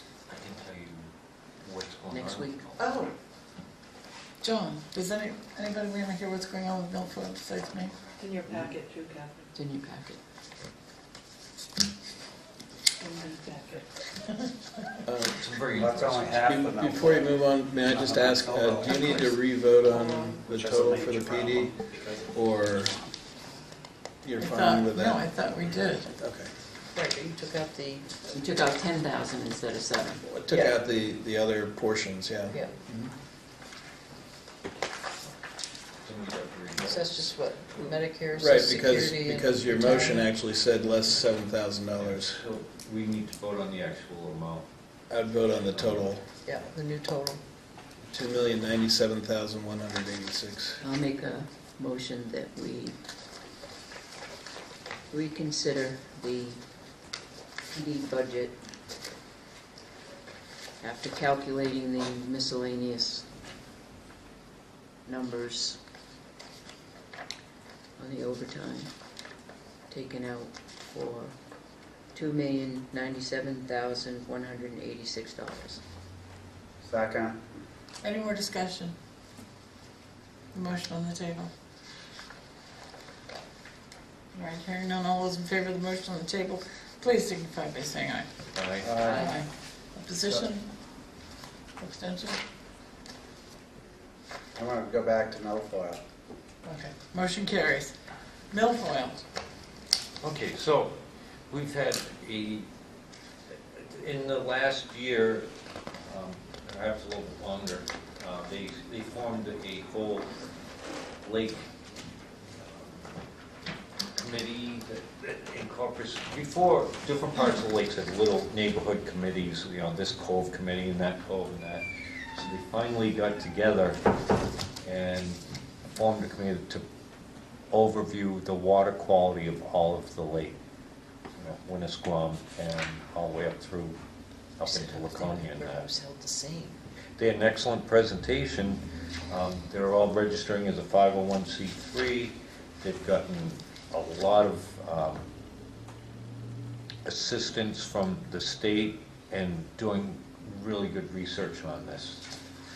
They've gotten some prices to go and rid or control the milfoil on So you're all using of that Lake number for the Winnisquam. 17 cents. Okay. Did they tell you what method, John?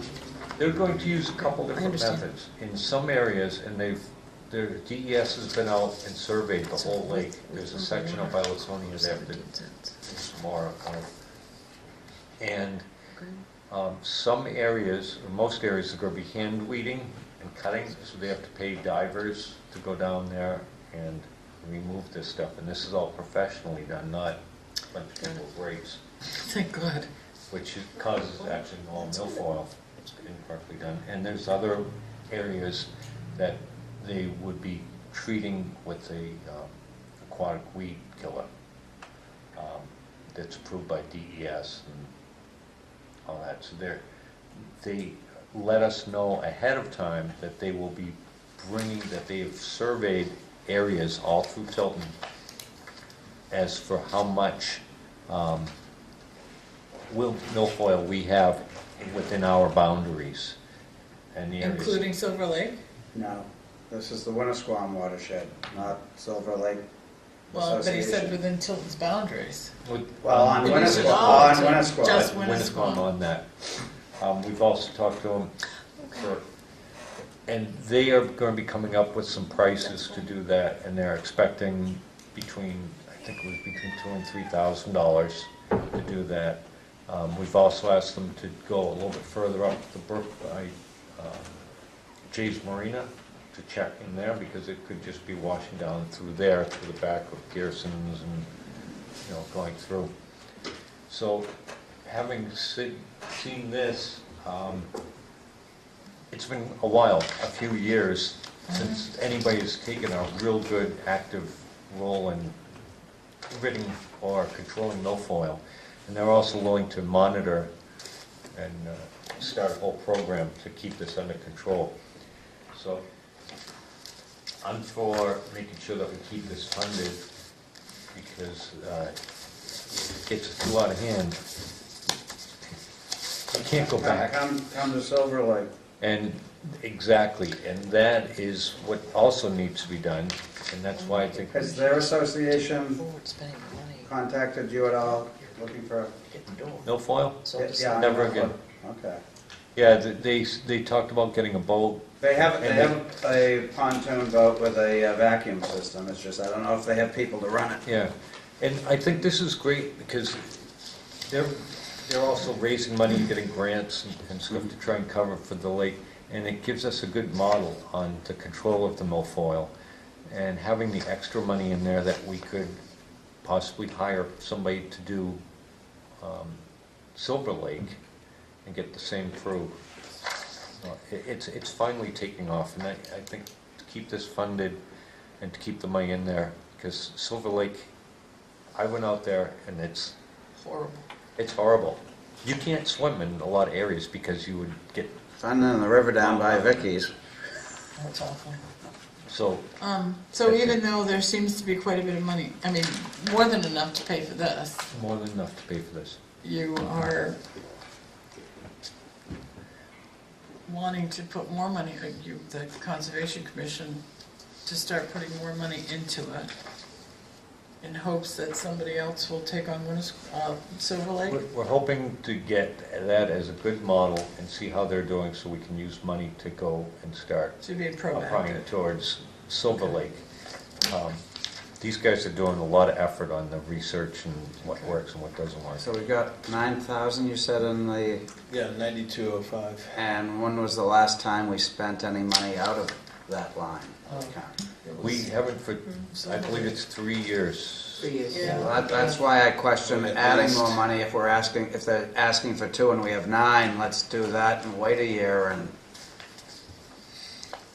I think the extent of the amount of work that has to be done on Silver Lake, and that we won't be getting funding through grants, or there may not be a lot of community input or participation getting that done, might be us footing the whole bill for our area and figuring it out, so.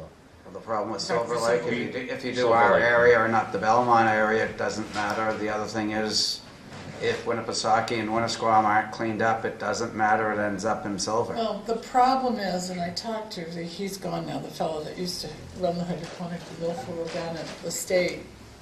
You can see his face, but one of the earlier problems is they would try to eradicate the milfoil in the upper lakes. Those little pieces that they missed came down, and where did they land? In Silver Lake, the pond. And the river. So Yeah. I'm a little concerned that if we're not addressing Silver Lake, but we are addressing Winnisquam, are we still gonna have those little pieces, because they are disturbing it, come down, and Silver Lake is gonna be almost useless. So,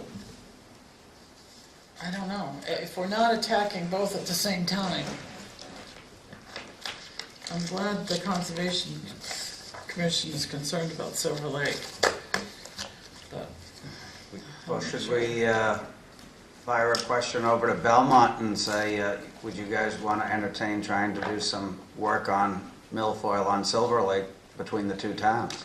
would you contact their conservation area? Or Joyce, could you contact their Conservation Commission in Belmont and see if they'd be interested? Is that a better way to do it? Yeah, that might be. Quicker, you're not gonna meet again for a month. It would be nice to have some help from some of that committee that got the boat and stuff like that. Okay, I'll try to look up You know, some of maybe- Silver Lake. Oh, I know. There's a Silver Lake Association, It's isn't there? Sawicki's on the board, Trish's O'Connor. brother-in-law, I think. Okay, Okay. well, we can decide it, we're gonna be talking about warrant articles hopefully next week, Joyce. Yeah, that Okay. would be a warrant article. Previously, will we spent you, 3,000 a year in there.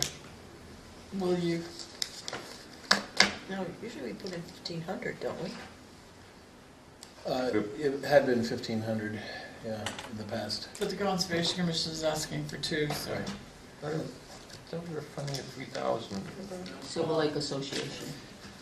But I did add the 2,000 onto the PCOC. proposed warrant articles or suggested warrant articles on the front of that budget. Oh, okay. And that amount is factored in, and those other warrant articles are factored into that tax rate. Okay, It's on the the back page. 17, okay. All right, and Joyce, you'll make that part of our warrant article list so we can decide then what we want to do with it. All right, So, moving just right one- along with the budget. Just one question. They're asking for 2,000 more, and we usually put in 1,500, so that would be 3,500. No, We haven't they're put asking, in any. The We have to- Conservation In your Commission budget, you put in 2. is asking us They're asking for 2. for Oh, 2,000. a total of 2. Yes. Got it. yeah, and it's not a line item in the budget, it's a warrant I article. don't warrant understand, article. maybe other people don't understand, because most people don't understand what you're even talking about. I know, Go I get for it. it. Okay. Budget, are we good? Madam Chair, excuse me. You're gonna hand it for, oh, yeah, For me. Did you want to close the public hearing? excuse me? Public Public hearing. hearing. We launched on the budget. Yeah, we can close it. When did I open it? We were late in No. opening it. It's only 7:30. You opened it at 6:39. Okay, so we've got a few minutes. We need to have it open for an hour, don't we?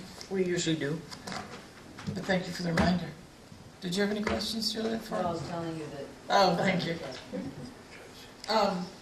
Okay, so moving along with budget, are we done with it? Do you She want has it? it, What do you want? to sign it, and then we give it to Tim. The EMPG, once you close the public Nine. hearing. Yep.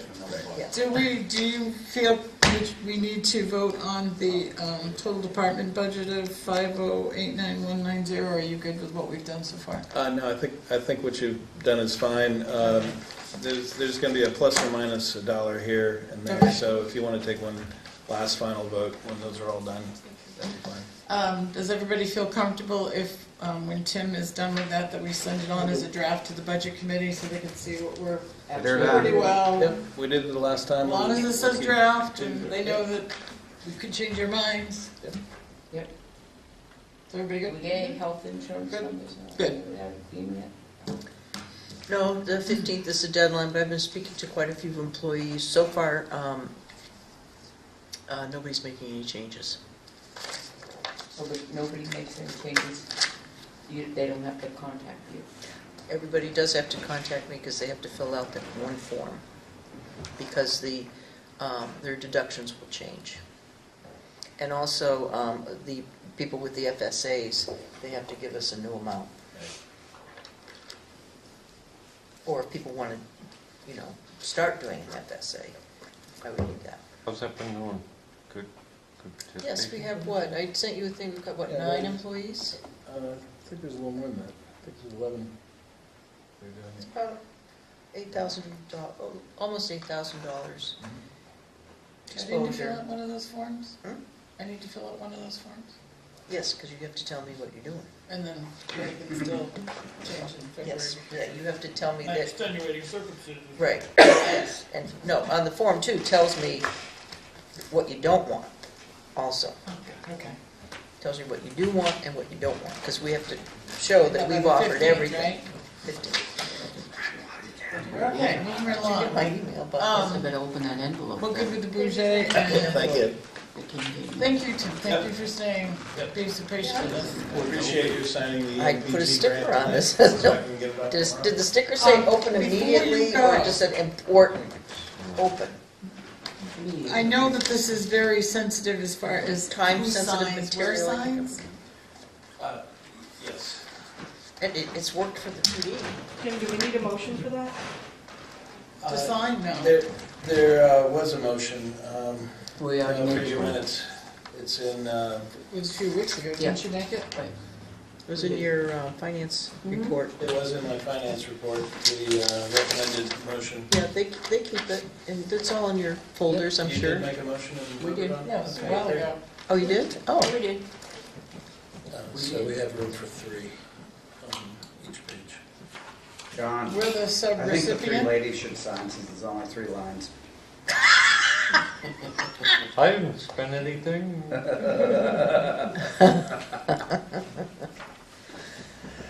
so Tim, whenever any of those EMPG grants come up, that we can buy a trailer for the the highway department Yeah. to store all their signs and buy more barricades. Already working on All it. right, Good. so that's good. You can fill us in. Yes, And do you want us to initial down here? please. And I believe it's on each of the pages. Just the initials? Yep. Well, while you guys are doing that, do you want me to get started? Yes, thank you, Joyce. All right, let's start in your to be signed folder. You've got the CDBG payment request number 5. And I did earlier send each of the board members via email an actual report from the engineer. And because he's just was totally befuddled because nobody had said anything to him or to our consultant. So what we told him is that as we speak to people, or he should tell people, that they really, any concerns or anything that they have about, they've got to let the co-op board of directors know, and then so that they can deal with it. And in fact, one of the individuals had called, and we had suggested that to her, and she said yes, she would do that. Yes, they're all going to get water and sewer, because Thanks, Tom. someone had said that some of the homes were going to be hooked up. He said, no, that's not true. They'll be hooking, as they do each home, they will hook up both of them. And that that the construction crew has done their best to notify homeowners on that day, or before that day, if they can, when they're going to be up to their house, and to notify them so they can make arrangements to use their cars. So it's not like they've been blatantly ignoring people. So he was just really surprised. But anyway, that's in there for you to be signed. Also, the DRA equalization study, that's the pink form to sign. Our statistics are still good. We're still, our ratio, we're under-assessing our properties by about 7%. I think it was, no, 6%. It's 9.4, I think, she said. The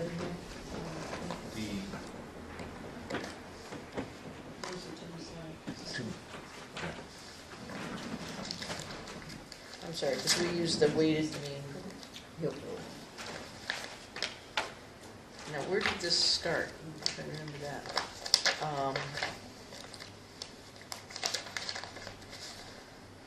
95.4% was to 2016, and we're now at 91.1%. So we're still within range. 93%. Okay, so this needs to be signed. And so was last week. Has this already made its way around? I don't know. How did they deal with the planning board and zoning board stipends? Did you sign all of this? Did that just get signed and we still have? Well, this one is, I held out. Good. I took the whole thing off and just said, let's talk. Thank you, Joyce. Let me just check this quickly. Go ahead. You want me to hold this one out? Oh, because you are, that's why, that's okay. Yeah, I didn't think that was. You want me to hold this one out? That I understand. I understand. I don't know why, Peter, you didn't sign this one. Is there any reason, or? Which one? This That's is the two other people. No, that's fine. Sign it down. That's all I had them on. Okay, yeah. Yeah, it was stuck on that paper clip. What you got? Breakdown of week. Is it frightening? This one's okay. Maybe do this. This one's been sitting up here for, the kid's probably 5 years old now.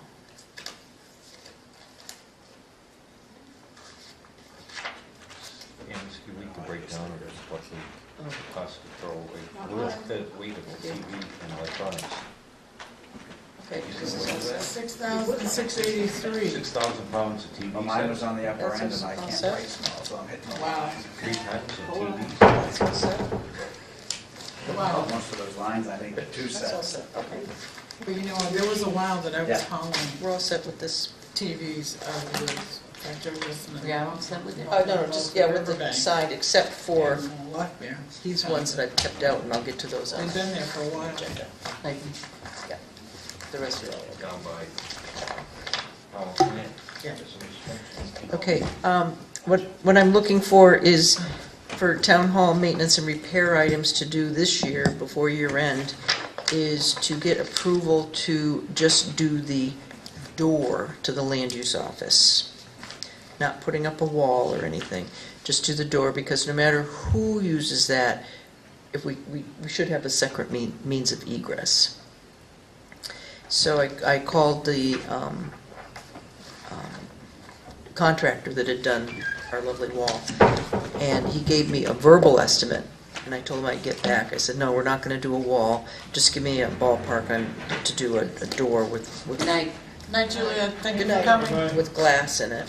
And he said that he had looked at it, and he said there would have to be some electrical work done, and he has an electrician.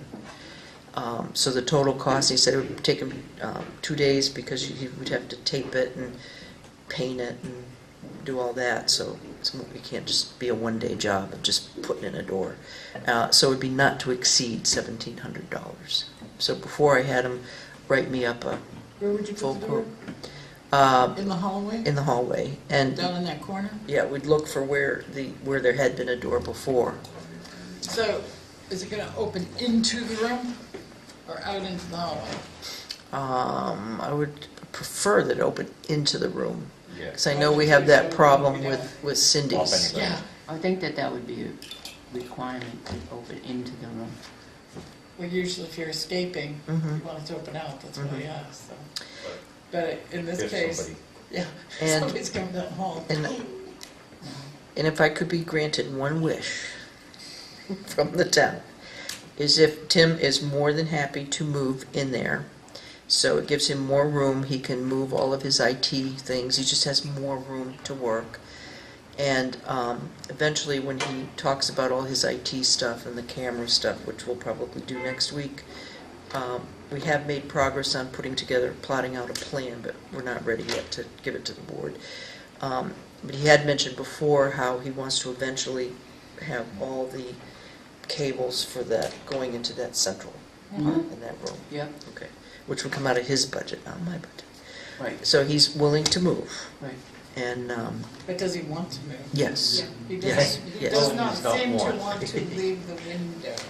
He's concerned He's- about he's- not having. Right, he said, give me the door, He's- the other door with the window, and he said, Outside. But here's the thing, the door with the window, mhm, from I understand, this setup when it was talked about before Mhm. here, is on the side where the IT equipment's going to be. mhm. Right, but the whole room's gonna be open. But There's it's not still gonna be any full wall. of IT equipment, so he's gonna be on the side, but there's no window in the door. He Let's see did, if we can get the high school art club, if they still have one, to paint a window mural on one of your walls for them, okay? I had suggested to him, I said, do you want me, in fact, I do have a price from Granite State, I think it's 500, to cut in the existing door as well, to put a window there. He said he didn't want a window there. He's No, because happy. people would be, he said that people would be intruding on him all the time. Yeah. If that door in the towards the conference room one, Yeah, the existing door Yeah. now. yeah, he said he didn't want a That's window because there. they wouldn't let him put his shade up, remember the shade? Remember he had a shade on Yes, his yes, door? They yeah. made him take it down? Yeah.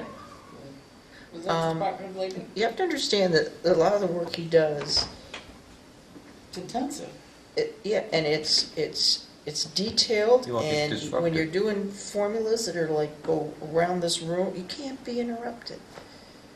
So, and then, and I'm supposed to text Heather to let her know what you decide, that I want to get her up from underneath the stairs and she'll go in Tim's office. For 2 hours a week.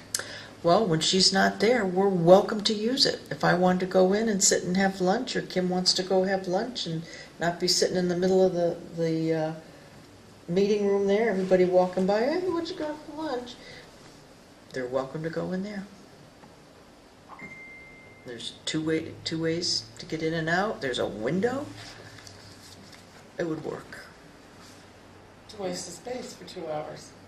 No, because we Not can if go in they and use use it as it. a community break room when she's They're not gonna there. use this office that's got non-public stuff in it that she's now gonna have to keep under lock and key. She, because the employees under lock and key. yes, all under lock and key. Yeah, now. that's right, that's why we don't use it. Why? If, If everything's locked, her desk and her file cabinet is locked? we could go in there and have lunch. On her desk. No. She's okay with that. It's just. Oh, yeah. Why would you, Oh, yeah. you're just kidding, why would you really do that? Yeah, really. Why would I? In I somebody's would office? definitely go in there, sure, I would too. I would. Maybe I want to talk to you privately or something, and you know how, you That's you what can't you have a private conversation. No, you can't. You can't. That I can understand. Yeah. So, You could have it under the stairs if she moves. It's too hot in there. it's just, no, We've never connected it to the air conditioning there's nothing system. in there. Plus, it's just, no. There's also a closet in there that she can put all of her confidential stuff in and away, and That would be And true. locked. Yeah, that did have a door on It it had at a one door on it, time. just put the door back, boom, As long as it's locked, I mean, no one's gonna go in there. right. Mm-mm. What's the space? Was I that asked something for we a have to vote. decide tonight? Yes. Okay. 'Cause The door for Tim, absolutely. I'm 150% for the land use office door, no matter who goes into it. I think. Is that a that- motion? Yes. Second. Any more discussion on the door with a window in it to the former land use office? Yes, what type of door are they putting in? Are they putting in a hollow? Solid or I'll- hollow? It would be solid, but let me get all the specifications, because right now, it's just read and not to exceed 1,700. So tell me Well- what you want. A solid door. Solid. Yeah. Need to have, yeah, a substantial solid solid door wood matching, door. like, I think those doors down there are maple. Yeah, we don't want a door like, No, I agree. but yeah, I'm okay if it's a solid wood door at that price. I Mhm. think that's a fantastic deal. Mhm. Any other question, conversation? All those in favor of the motion on the table, please signify by saying aye. Aye. This is 2017 money, right? Yep. And you're And- gonna do this now, we're not gonna encumber it, right? That is correct. We're gonna get it done in December. Yes, and also that will allow us, because we did, we're renting, the sooner we can, because we've rented a trailer that has all that office furniture in it. Yes. So now we can That start furniture moving can that. Go back in, down there, right? Whoa, back up. Yes. We're How gonna fill much- that room with office furniture? No, the land use office. Right, we're Some gonna of fill it that is with. meant for getting- him. Yeah, a lot of that Yes, will be but for. what do we do with the office furniture in his Okay, room? in that one, the centerpiece is broken anyway, because remember when they were putting something up? The lamp and they fell on the, yeah. Right, so that We is stood no on it. good. So, and the other one that's blocking the door to go out, that comes off too. So remove both those pieces. And you can keep that one in that office, or replace it with a nice steel case desk that he got from bankruptcy. So you're only gonna put with the equipment in there that's needed? Okay, because Oh, it yeah. sounded like we were gonna fill it with all that surplus Hang on, furniture, we and we're not, because we No, have no, one. no, just, Thank no, you. just, I'm sorry. We are renting a trailer to store stuff that we might need to use. We We got are? all the stuff from bankruptcy court. And I'm just gonna say this one more time, and I said it again. Why are we getting things, speculating that we might have a use for it? This is called hoarding, okay? And I'm gonna be blunt about this, it's called hoarding. Let's stop taking extra chairs and all this stuff, and then try to figure out how we're gonna get rid of them. Let's take the things that we need and nothing else. Because now we're paying for a storage trailer or container? I couldn't agree with you To more, but rent my a thing- understanding is, John, that we have a plan for what Yes, is in that. yes.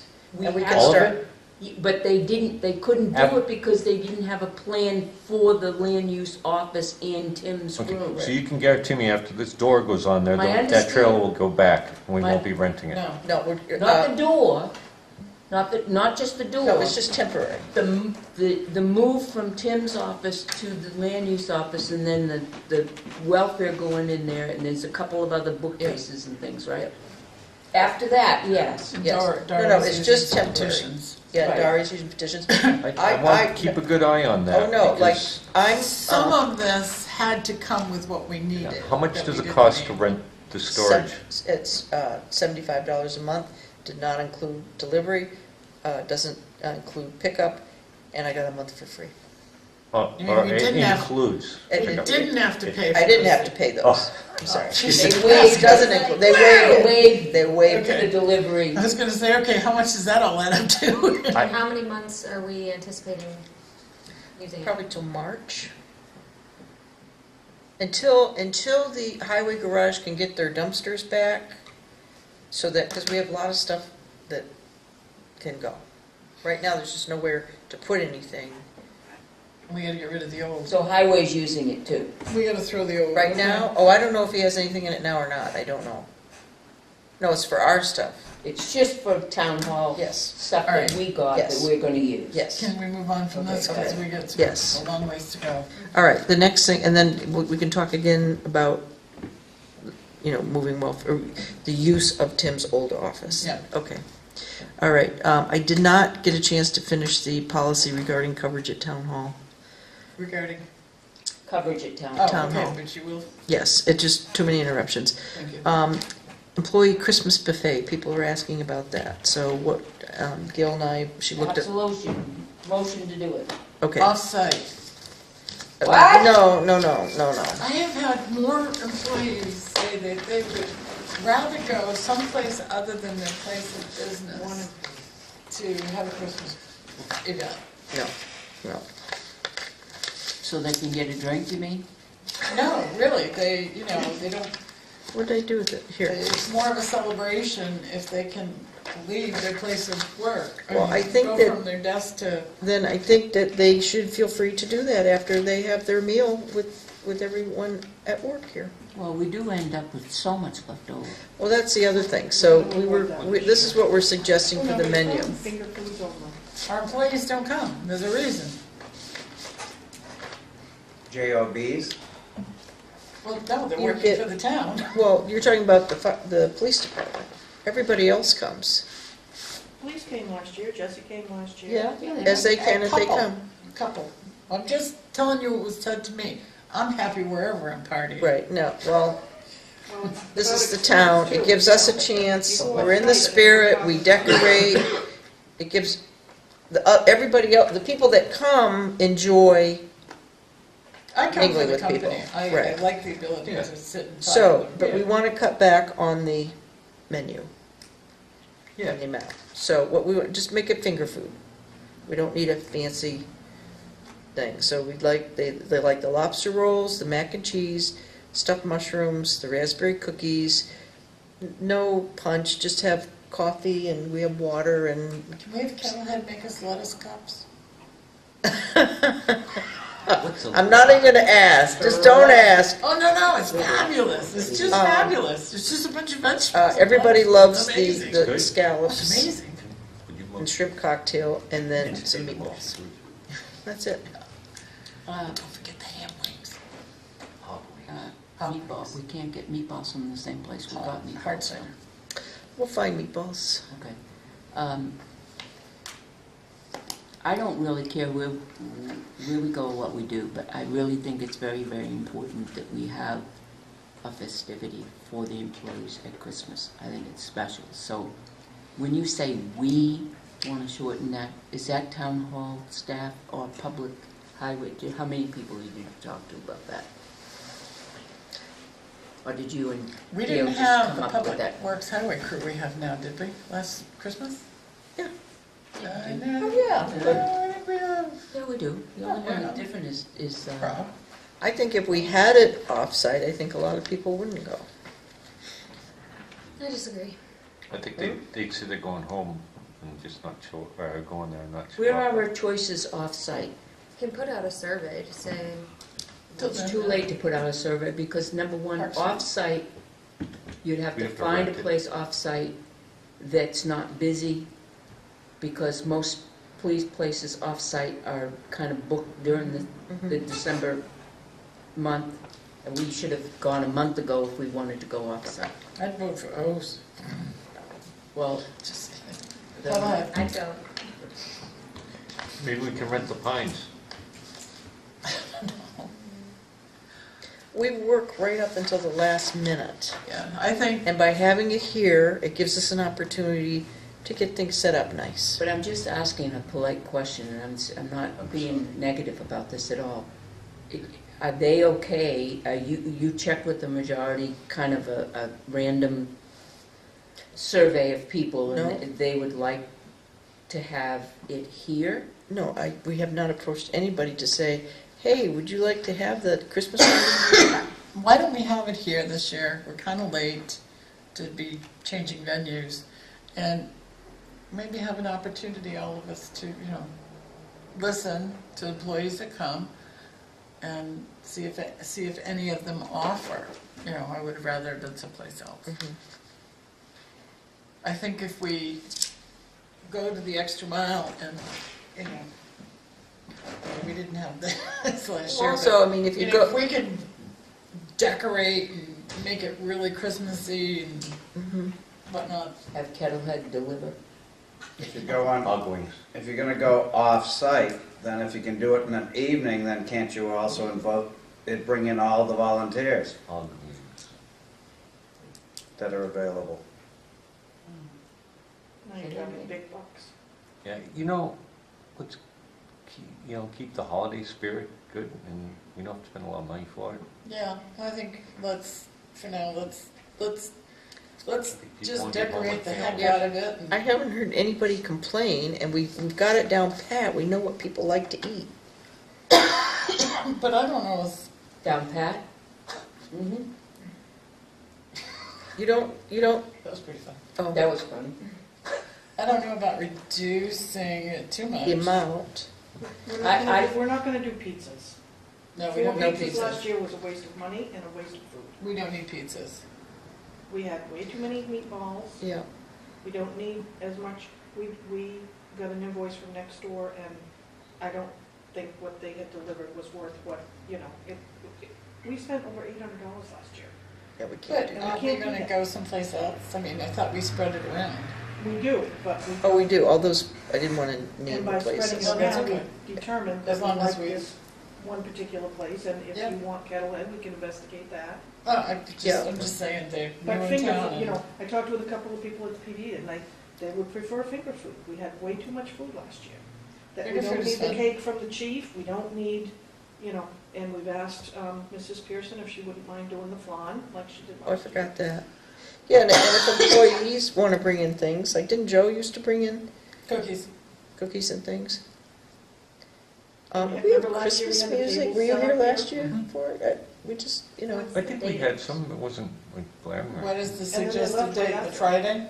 What's the that? 22nd, Friday the 22nd, And then at they noon. leave afterwards. We close the office at 12, and they. So that's eat the and Friday they leave. before Christmas. Yep. And then we can plan for next year. I mean, we had a great employee appreciation this summer, so that was Yeah. an That was expense. fabulous. That Yeah, That was that was really fun. nice, I really enjoyed that. We really All need right. to plan for that. Did we put that in the budget? Because that was outstanding. We No need gas to do that grill. again. Huh? What? Until we put the pad in. We violated our own ordinance. And then Good others card. followed. Well, the money we're saving on this No grills. will cover for the For the employee 22nd appreciation, at noon? if that's what the board chooses. I didn't realize that there would even be consideration of going to another place. I mean, I think it's a terrific idea, and let's just do it, Right before Christmas. we'll talk about it For next- earlier next year. Next year. Yeah. I think that's a great idea. Yeah. Go forth and, When are we gonna decorate? December 1st, you don't start decorating. I did wear my earrings today. Tomorrow? December 1st, yeah. Oh, yeah, we could put Christmas scenes on PowerPoint. the wall. Okay. Committee stipends, you ready for that? I had sent everybody, it was late. An email, did anybody get a chance to email it? I had some recommendations for stipends. yep, I like your recommendations. When was it sent? No, I think it was sent around 5 o'clock yesterday afternoon when I got the ones from land use. Because looking at it, I'm going, okay, let's see here. Now, since I've been here, and I can go back and look, because I save all this stuff. The only committees that the selectmen have asked to have attendance sheets is planning and zoning. Those are both statutory committees. They're appointed by the Board of Selectmen. These are very important committees, so I can see why we'd want to look at the attendance, because you got to make sure that we have people that are serving. Now, some questions came up. This is my copy, yours should be in here. How, if you want to look at this one, that's the one that was in the thing. So if you look at that, It's in our, you have it in our. okay. And you got it? You got the email in here, right? I don't think so. I'm not following, sorry. But like, here you have, Where did I read the email from? but that's what really got me thinking. It's attached to the thing. I'll just have to do it from memory. That, my feeling is that we do this, you know, these are not employees, these are volunteers. And the PB, oh, you got it. Joyce, this is excellent. And the moment that person is sworn in, they have all the legal authority for that position. So they are offering their time, their knowledge, their expertise to become involved in this and to attend meetings, to read all the material that's sent, to go out and do site visits, to go to training sessions, you know, just to better the town. So I don't think we should base their stipend on how many meetings they attend, because even if they, as long as, I mean, they if they're absent, they have to be excused absences, because you got to have a quorum and you got to know if you're going to have enough people. So just because they're excused from a meeting doesn't mean that they're not a planning board member, or that they couldn't be called upon, or that they're not doing the work and staying on top. So I would ask that we not do that. Now, in some circumstances, if there's someone that has too many unexcused absences, by all means, someone has to talk to the person.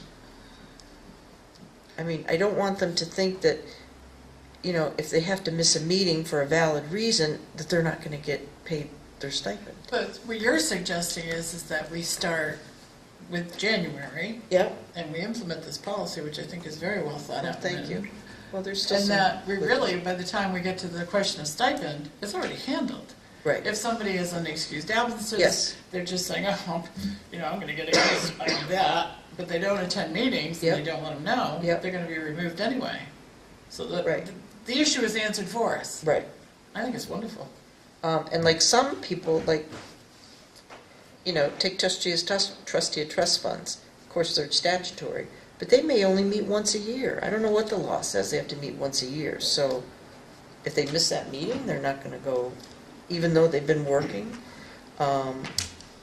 The senior committee, okay, they may not have regular meetings, but they're working on their projects or their whatever their duties are all the time. Throughout the year. Throughout the year. So how do you measure that? Right. So I think that when it's withheld would be if there's unexcused absences, and, you know, and we would know throughout the year. So come December, we would, somebody, the board, hopefully, on the ones that you appoint, would speak to people and say, look, you know, you're really needed, and if you can't make the time commitment, then, you know, we'll get someone else. So would we review it quarterly or biennially or something to make sure those committees, other than land use and whatnot, well, budget committee's elected, Mm-hmm. conservation committee, those Mm-hmm. are following through with this procedure and policy? Yes. Yep. Okay. Parks I like Commission. We have one member that resigned recently, so, Oh, you did? in January, yeah. Oh, I didn't know that. So, Is that on the list? yeah, well, she worked, The executive committee member resigned? yeah, but she was more than the 80%, more Right. than 80% of the year, she get the stipend. Right. And also, Next, what I'm talking about Yep. is next year, Yes. we have a 4-person Yep. board right now. okay. So this is The good. other thing too is like someone comes on board in March, just give them a stipend. You know, they're volunteering their time, they've got the authority, they've got they could go to one meeting, 20 meetings. I read it last night. Well, unless and I they're really removed liked for it. non-attendance, but Right. is that a policy that you can get written out by January? So you want to go into effect in January? I think so, first of the year, don't we? I don't want it to go into effect now. Well, the 8 years already done. I mean, they're gonna be newly elected, they're elected, what, March? Most of this we do now anyway. Yep. But all the appointments expire in March. I mean, They're staggered March is terms. our beginning of the year for appointments. Right. So if we had it done, if you had something, a template by January, we could look at it and it would be implemented in Okay. March. All right, well then, looking at the land use ones then, would be like one individual filled a vacancy in March. I would suggest that that individual receive for the full year.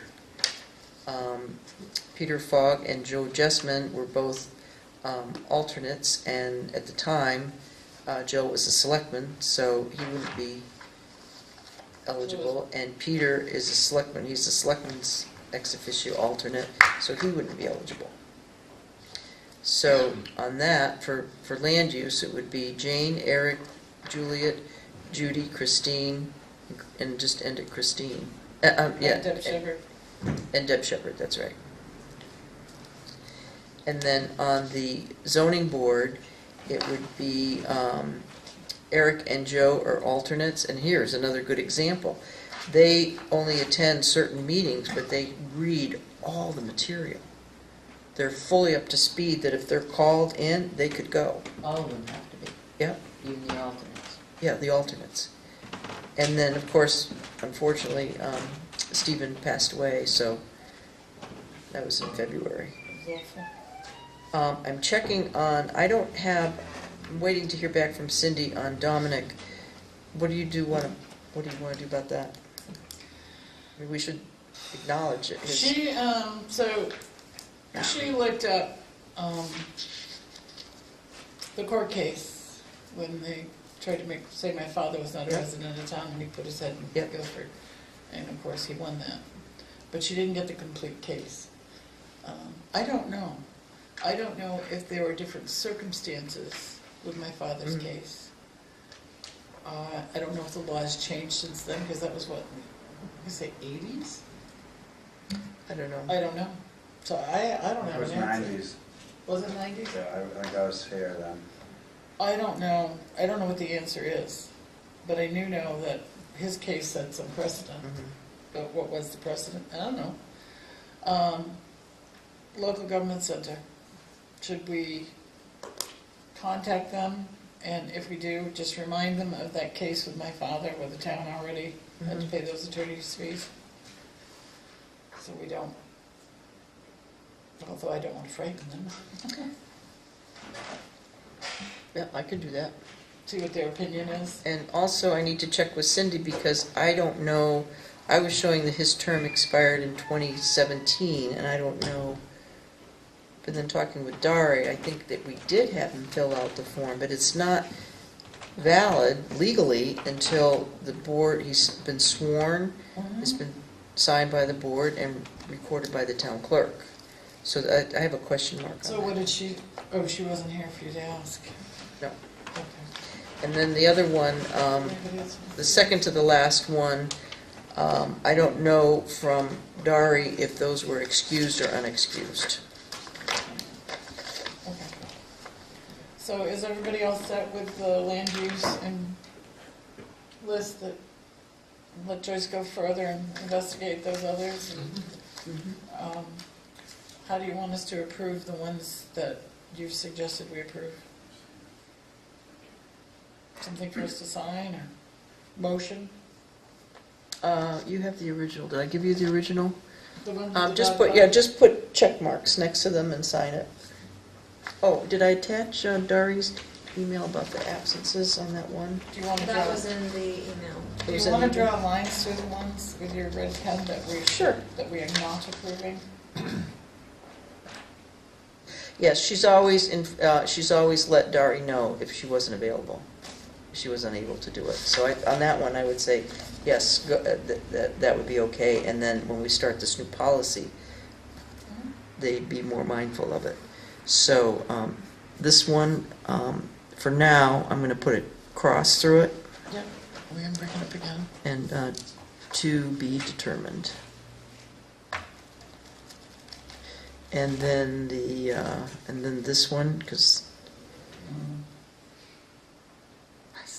smiling face. And this one, because they're ex officios, alts. And this one, because it's an XO. And that would be it for that. Did Joe continue to serve as a member on one of these boards? The budget committee, he is a... I know, Okay. but on one of these boards after? No, I guess he didn't. No. did he? No. All right. So, the ones you've drawn a line through, we are not approving. Does everybody understand that when they sign this? And the last one, it will be I'll let you determined. start. And on this Start one, breathing. who's the one that resigned, but I think we should still pay them? Just for my own information.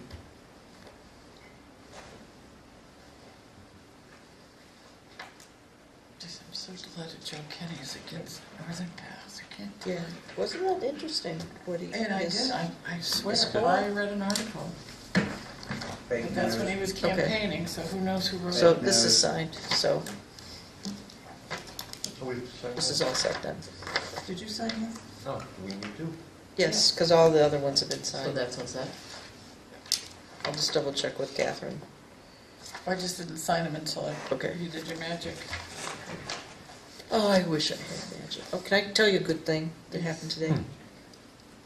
That on my computer, my screen right underneath, I have a seashell that I had gotten. We had a workshop here years ago on ways to reduce stress and things like that. It was good. This is before your time. I should get the girl back to do it. And what we're supposed to do is we're to keep that little shell and look at that and remind us of just all the good things. So I have it right there, and then whenever something special comes up, like I had a little piece of paper underneath it that when I'm thinking of special people, I write down their names, and then I'll get in touch with them or whatever. So I still had 2 names that had been on my list there, and out of the blue, one of them walked in the office today, and I went, Oh my gosh. "Oh, I think about you every day. Here's proof. Here's my shell." Wow. So that was great, and I said, "Hey," I showed him all that, and we talked about some things. In fact, something I should probably bring up later with the board. And then later that day, I checked my phone, and I had a voicemail message from the other person. Wow. Isn't that bizarre? Yep. Wow. I looked all over for you today to tell you. Weird. Isn't that weird? So That's I've very been in a cool. good mood all day. So let's see if I can get you guys to get in a good mood. All right, I lost my agenda. Where'd my agenda go? So that's all settled. These are all settled. Oh, and we'll run these through payroll on Monday. So all of the stipends will be available Tuesday. So usually we'll just go ahead and mail them, but I lost my agenda, Kathy. I lost your agenda too. Okay, I'm almost done. Got it? I asked him to hold one because we Okay. always have an address issue. And this always has my notes on it. Okay, committee stipends. Class 5 off of Laconia Road. Did you all get the email that I sent? Stipends will be available when? Tuesday. Tuesday. Tuesday, good. This is good news. So, now that we have this. Yes, I read that. You can go forward and, are we just going to forward the information to that attorney, or are we going to write a letter? What is your suggestion on how we advise them that? Yes, I think we should respond to the attorney and say that I don't know if you want to actually share what we got from DOT, that's up to No, you. I'd say just cite the, Cite and say that, Yeah. cite the statutes and that we're all set, and that in talking with Brock today, once Brock moved those parking spaces, everything was fine with that abutter. Hmm? So I think we're good to go. My question is though, Yes. why didn't the state give us any money to maintain? I know they didn't have to, Oh, but I the statute know, but if you read the letter, It says if any. No, no, no, The read the letter we got back in 75. Is it promising me? It says, recently we have completed the reconstruction project such and such of a portion of Route 3 and 11 in your town. The further occasion for use of a certain section of this relocated highway has been investigated. It is not felt that this will carry other than local traffic. For this reason, I am reassigning this portion of this section lying outside the new right-of-way to Class 5 highway as provided for under the provisions of RSA 22913. This section is, and then they get the station points on the service road by return of layout. Should you also find no occasion for its use as a town highway, the section can be discontinued at your town meeting, at your next town meeting.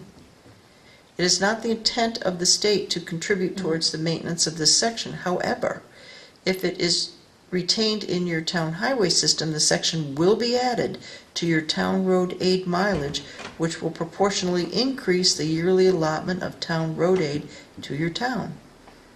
I have asked Mr. So in your area to visit you and answer any questions relative to this reclassification. And this was done by R.H. Whitaker, P.E., very truly yours. And then the other piece we were given is the actual recorded, what the state records of the actual track numbers and the book and page numbers of them. And they talk about it in as the previous described limited access right-of-way. Is everybody else okay with responding to that attorney who said that it wasn't transferred properly? To let them know that they were, I don't want to say incorrect, but made a mistake maybe? Yeah, and Is that right, everybody? and just assure them that they still retain the right Thank you, Joyce. to use the town's Class 5 road and their means of egress, their 3 points of egress. Good. That will make him happy. Okay, Conservation Commission, you had received a couple of weeks ago the Conservation Commission's recommendations on High Street property that you had asked. And also the Salmon Run parking lot. Plow it. Oh, no, they don't want us to plow it. Is that correct? Well, they'd like to wait a year. Well, what that did is, I've been in regular contact with, every couple months I email Jen Martz at DES and say, hey, I haven't heard anything, what's happening with the Hazardous Waste Fund. And occasionally I would get these invoices from the Hazardous Waste Bureau with zero. Here's an invoice. It's just 00000. And I called one day and I said, what is this? Oh, this is just because we have to keep it like a place setter, a marker to not forget about it. So I emailed, once I read that, I emailed Jen. I said, so what's going on with, we want to know, what the state's going to require for these wells. So she sent it to Samuel Quattrini. I haven't spoken to him yet, but she had forwarded all the reports and everything to him. I did get a rough estimate from Judd Newcomb, who was on that, and he gave me some great ideas on when I do speak with Sam. So I didn't want to call him until you knew what I was doing. What are you going to do? It's in your packet, John. No, I don't think I emailed him anything on that, did I? No, I made copies for their packets. Oh, you did? On Of this? what was sent by the email from Conservation? Oh, no, Oh. conservation, no, this is, yeah, as a result of that letter, yes.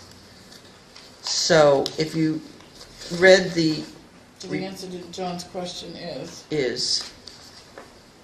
Ask me the question again. So what were you going to do? I'm going to call DES because his letter is saying, hello Joyce, I reviewed the site's documentation and the residual arsenic in groundwater does not appear to be naturally occurring. Oh. This because historically it was detected only in specific wells, i.e. MW2, MW3, and MW5R, and concentrations appear to be trending downwards with higher values recorded during winter events. Hence, we'd like to see additional monitoring at MS2 and MS5R, which is basically what Jen had said, those 2 wells, until the results meet our standards for 2 consecutive rounds. Please give me a call to discuss a schedule that would fit with the town's commitments. So, the kinds of things, because this is just so open-ended, this could go on until, the year 2050, yeah. So, what I had hoped to do would be to just bring him up to speed. I'm sure he's never seen the site. Come on up and take a look at the site. Discuss what the history is and exactly what the site is now. And it's not being used for anything. It's a conservation area. The soil. And what harm is this? What harm is it? Soil is not being Very disturbed. restrictive easements on it. Restrictive easements on it. It's right next to Route 3 and 11, so you get all the stuff that flows off from that. Come take a look at it. And if selectmen that have the day off from their JOB we'll set something up. One And of the things is that area is not actually a conservation area, that's going to. The selectmen still maintain that property. But where the Ernie's key was. thing is that if they sign it off, then we can put a very restrictive easement, make it a conservation area. Yep. That will prevent anybody from digging and right, foraging there. So Right. it's beneficial for them to sign off, so we can further protect it, so nobody will ever dig or Yes. disturb that soil. yes. And that was always the intent, is to get So- it back to conservation. So that would be number one. Into- The second thing would be to, if we have to sample, let's just do 1 sample a year. We don't have to sample quarterly, we don't have to sample Well, twice it a year. doesn't Just cost us one. anything, right? Oh, yes, we have to pay for this. I thought that was still under the No, Brownsfield. no, this is a whole new, no, this is all new. Yeah, once a year, I'm good with that. Okay? And that they not require any groundwater monitoring reports. That we just send them, this is what I did when Yeah, I, you're gonna convince them to Yes. really, what they really should do is just write off on it. I mean, so what? What's it hurting? right, It's not infiltrating anything. Exactly. We're not putting a foundation there. And if they Exactly. actually write on it, we can get it in We the can- conservation we can man. put in a They can very put some strict- real restrictive easements on it. yep, And the land, and then we're good. yeah, because it's not, For eternity, it will be so. Yeah, I mean, we don't have to go through that with Riverfront. We've Well, got a bladder. when we removed our, the gas tank when I was in Northfield, we had to go through all, because it was petroleum. Well, we did the same thing when we Right. found surprise. Right, so that was all paid for, but the town was still on the hook because there had been other hazardous waste and things discovered, because it's really all sitting on top of an old dump. The fire department and the highway garage are on top of the old dump. That we just gave, we just gave them the results of the well. Does anybody object to what Joyce wants to do here with us? Go forward, please. Try to convince them to just Yes, stop and, wasting our time and it would and be theirs. helpful, maybe I could schedule it on sometime after work, maybe in the spring. If you can get a conservation person there? Yeah, and one of the things, if we can get a copy of the easement that's on the Salmon Run, showing that this is what we want to extend onto it, can you sign off on it so we can get this done and protect this area? Okay, when you say sign off, what do you mean? You mean merging the 2 lots, or? No, sign off. Them No more sign off, monitoring. no more Oh, no monitoring. more and that monitoring. they're releasing it from, Okay, which All right. allows then, at that time, we can go to, present the easement to the select board, yeah, and the select board can approve or disapprove, Yeah. putting stricter things Yeah. on it. okay, And to finish this off, at that time, then we could cap that well at a proper height so that we could possibly plow the parking lot in the winter as needed, or Yeah. last resort, and so people could cross-country ski and snow. yeah. Could we mark, at Public Works, mark where the monitoring wells are, flag them? And then, because I don't remember, are they to the right as I face the river?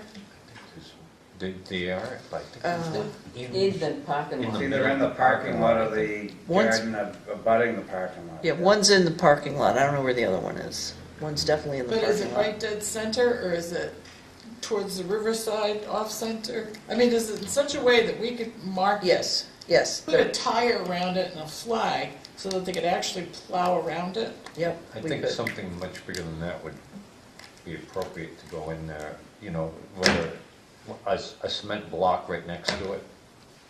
Or you could stack tires on it, because Yeah. you can, and you can rebar the tires into the ground Yeah. a little bit. Wood sawhorse. Well, I know that when, Nobody steals old tires. when that trailer was in there, when the trailer, Why are they gonna steal? Moved the out. barricade? they had damaged Oh, they do? 2 of the covers on the They- wells. The recent trailer? Yeah, the company that had the trailer out there. And we made them fix them, they fixed them. When we were doing the final sign off on everything, the trail that was constructed there, we said, no, you gotta fix those Oh, problems. that, Yeah, I think you meant the okay. DOT one that was in So there we're for a good while. with this. Leave her alone. But they're pretty flush with the ground, but anyway, okay, so that's good. All right. I keep, Not with the plow blade, though. Not no. Okay, excavator. our tax deed person has defaulted. Today was the final day. And I asked our, I just want to pass that around. So what I'm requesting, I haven't heard anything. Would you give me permission to do a writ of execution? Writ of possession, I'm sorry, writ of possession. What is it? No, this isn't the one I was. So this is the one that we had an agreement with? And this is the agreement, and it just says that, Can I have the agreement so I can pass it around with this? Yep. I'm gonna hand this to you. Start at the beginning of the table. Okay, so how far, so this was their first default?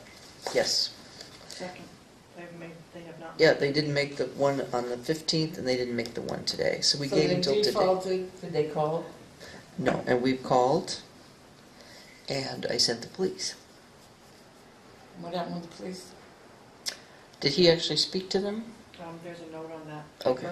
He did speak to them, they intend to pay, he suggested they get in contact with us immediately. Yeah, And when was that contact made? Today at noon. today at noon. They They one didn't do so office, good in the contact part. one officer went the night before, and a different officer went today. Did they call after that? No, We tried calling and their phone was no longer in service. yeah, phone's not in service. So they lost their phone, everything else. Is this a property that we want to have? It's gonna be easily, Can you write the address down? I want to see the address. easily,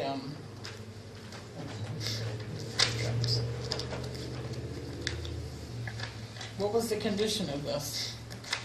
Oh, There's I don't have a picture of it. the no, this is not, mm-mm. No, the answer to that question is no, Catherine. Great.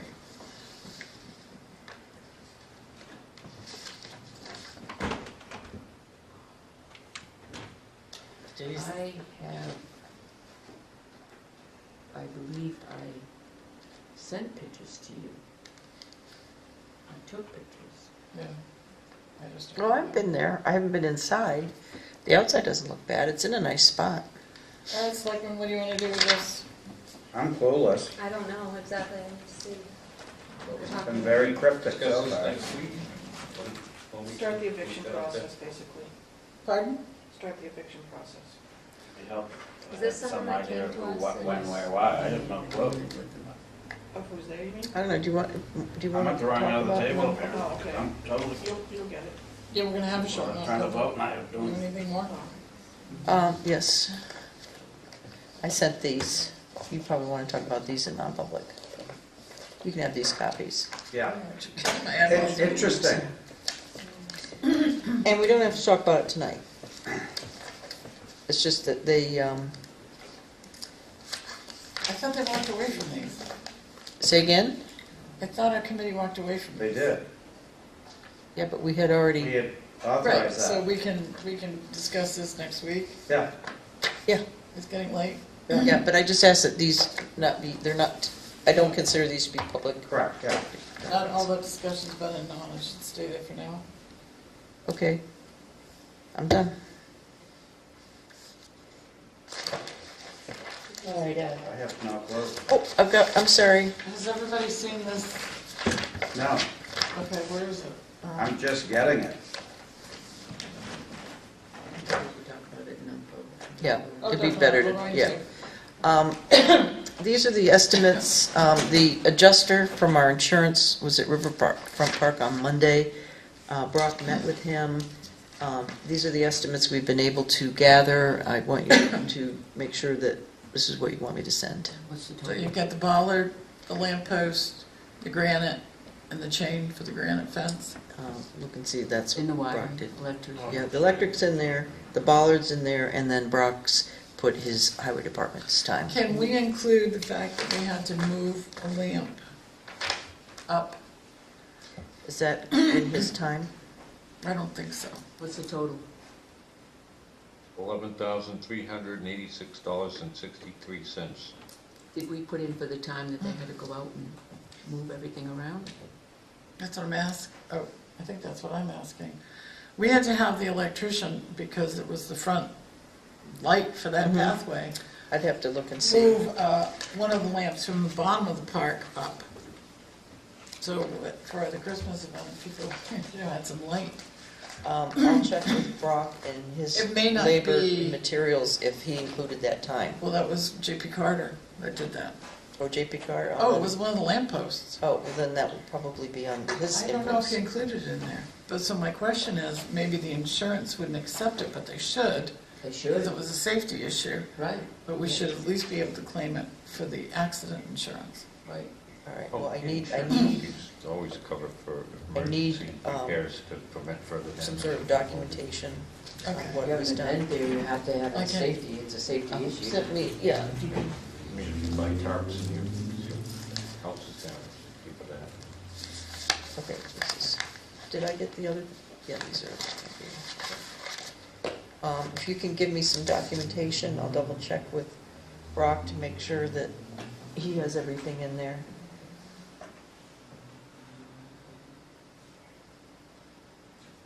And I don't know if JP Carter included that in his estimate. Landscaping costs, grass or anything like that? Shrubs? I'll try to remember I don't to know. call him Have there been tomorrow. any- I don't want, I was Oh, gonna, there's damage to shrubs there, and there was Okay. damage to a lot of flowers. Leaking fluids into the ground? no, Place of sod? but I'm still picking up car parts. But there All right, was so a lot of shrubbery? damage, there was a lot of damage I mean, there were annuals, but still, They were frosted. but they What were about gone. grass, seed? I mean, the lawn, I don't know, I'm The lawn was relying on. damaged. Yeah, in the front, in the, Well, a little teeny corner. yeah, but still damaged. Damage is damaged. Okay, have Brock put an estimate to it. Damage is damage, he's still gonna have to, I know. loam and, Um, we're gonna have a guy put, Because they're gonna try and cut it back probably. even if you anyway. had Paul Rushlow put some loam and seed on it, it's still gonna cost you what? How much does Paul get an hour? $12.88. Yeah, Well, you gotta buy it, right. you gotta make sure it grows. Plus the water. those prices are pretty reasonable.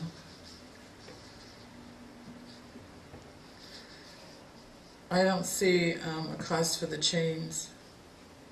Did you look at the bollard? He's Oh, got is that was just I'm the at the bollard? fence, he's Yeah. got granite hitching post rings. Goes to the bollard. Oh. He does have relocation. Yeah, to be located and then install the new one down by the water. So he'll put the light up there in time for Christmas, which is Did he already do that? He already did it. Oh, Okay, that's there. Brock got that. And he's, I tell you, those are smart.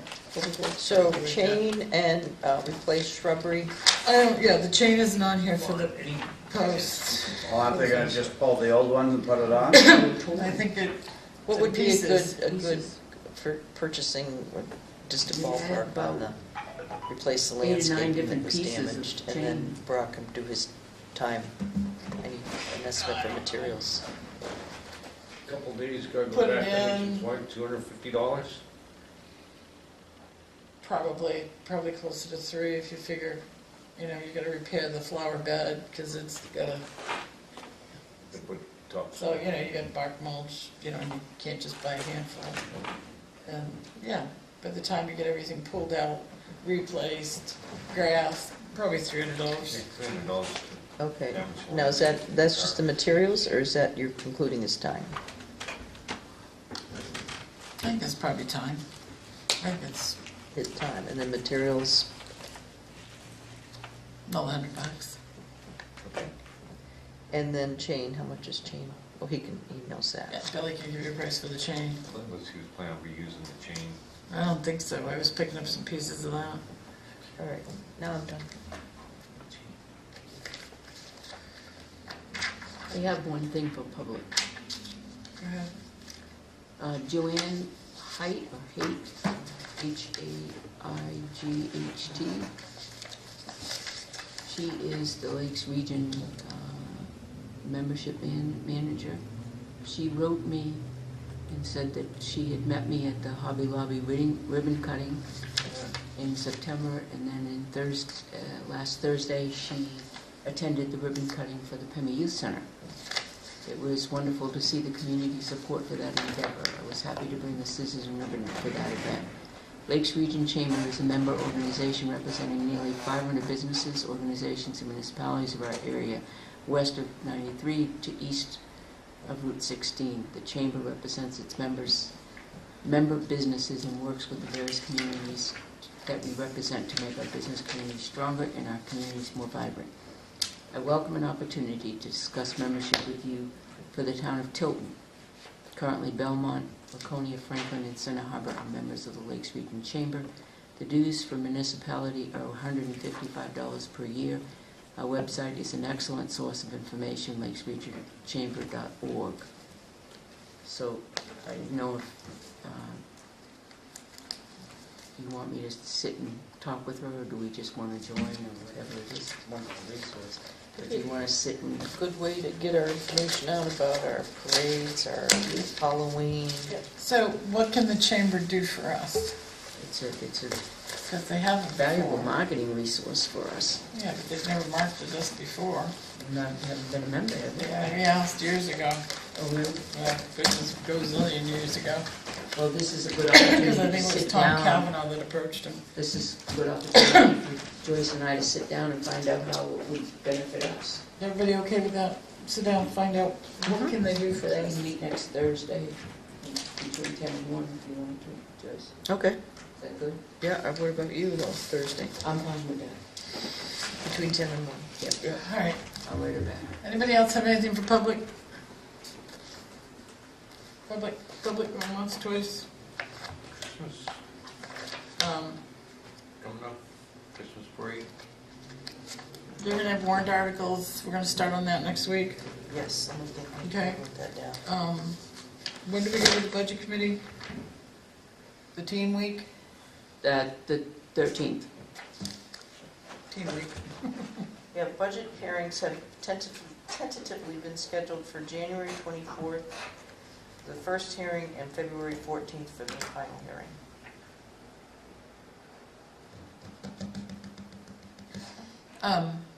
So, rather than sit in front of the budget committee and go through every single line in that budget, I thought that we could shortcut to asking them if they have any questions about our budget.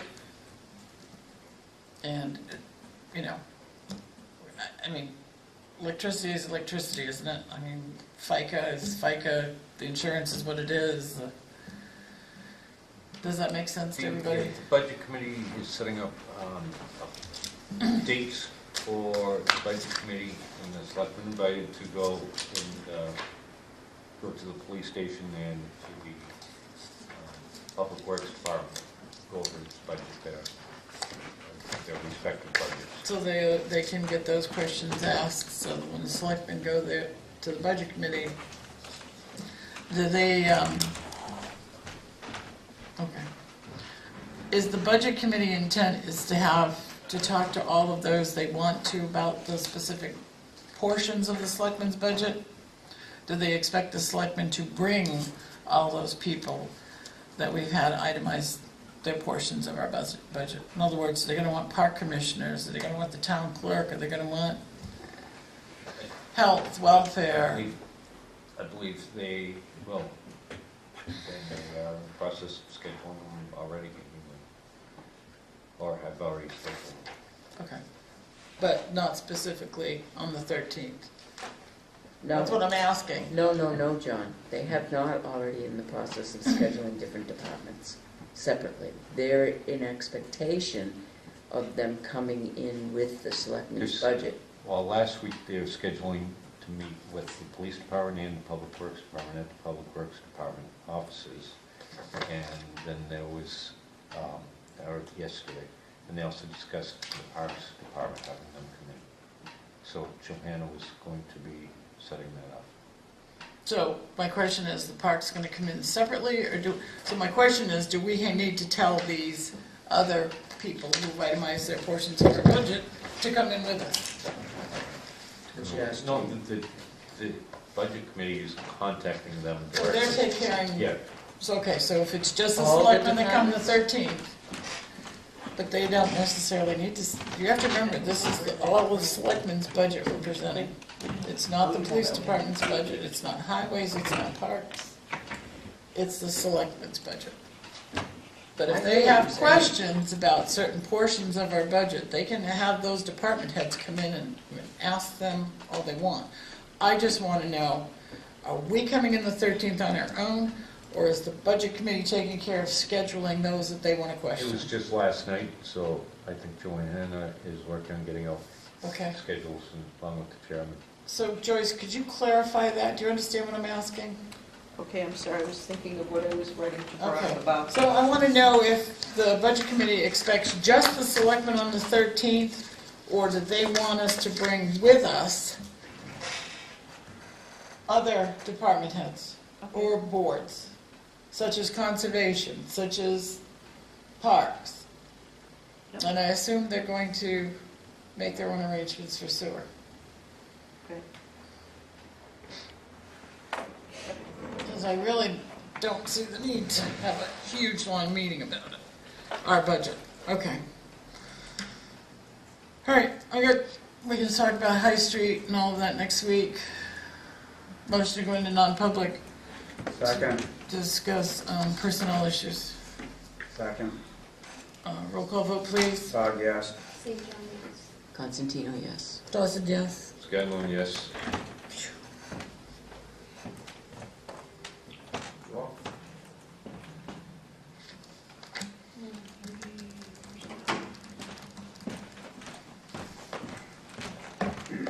We are red is on, time 9:10.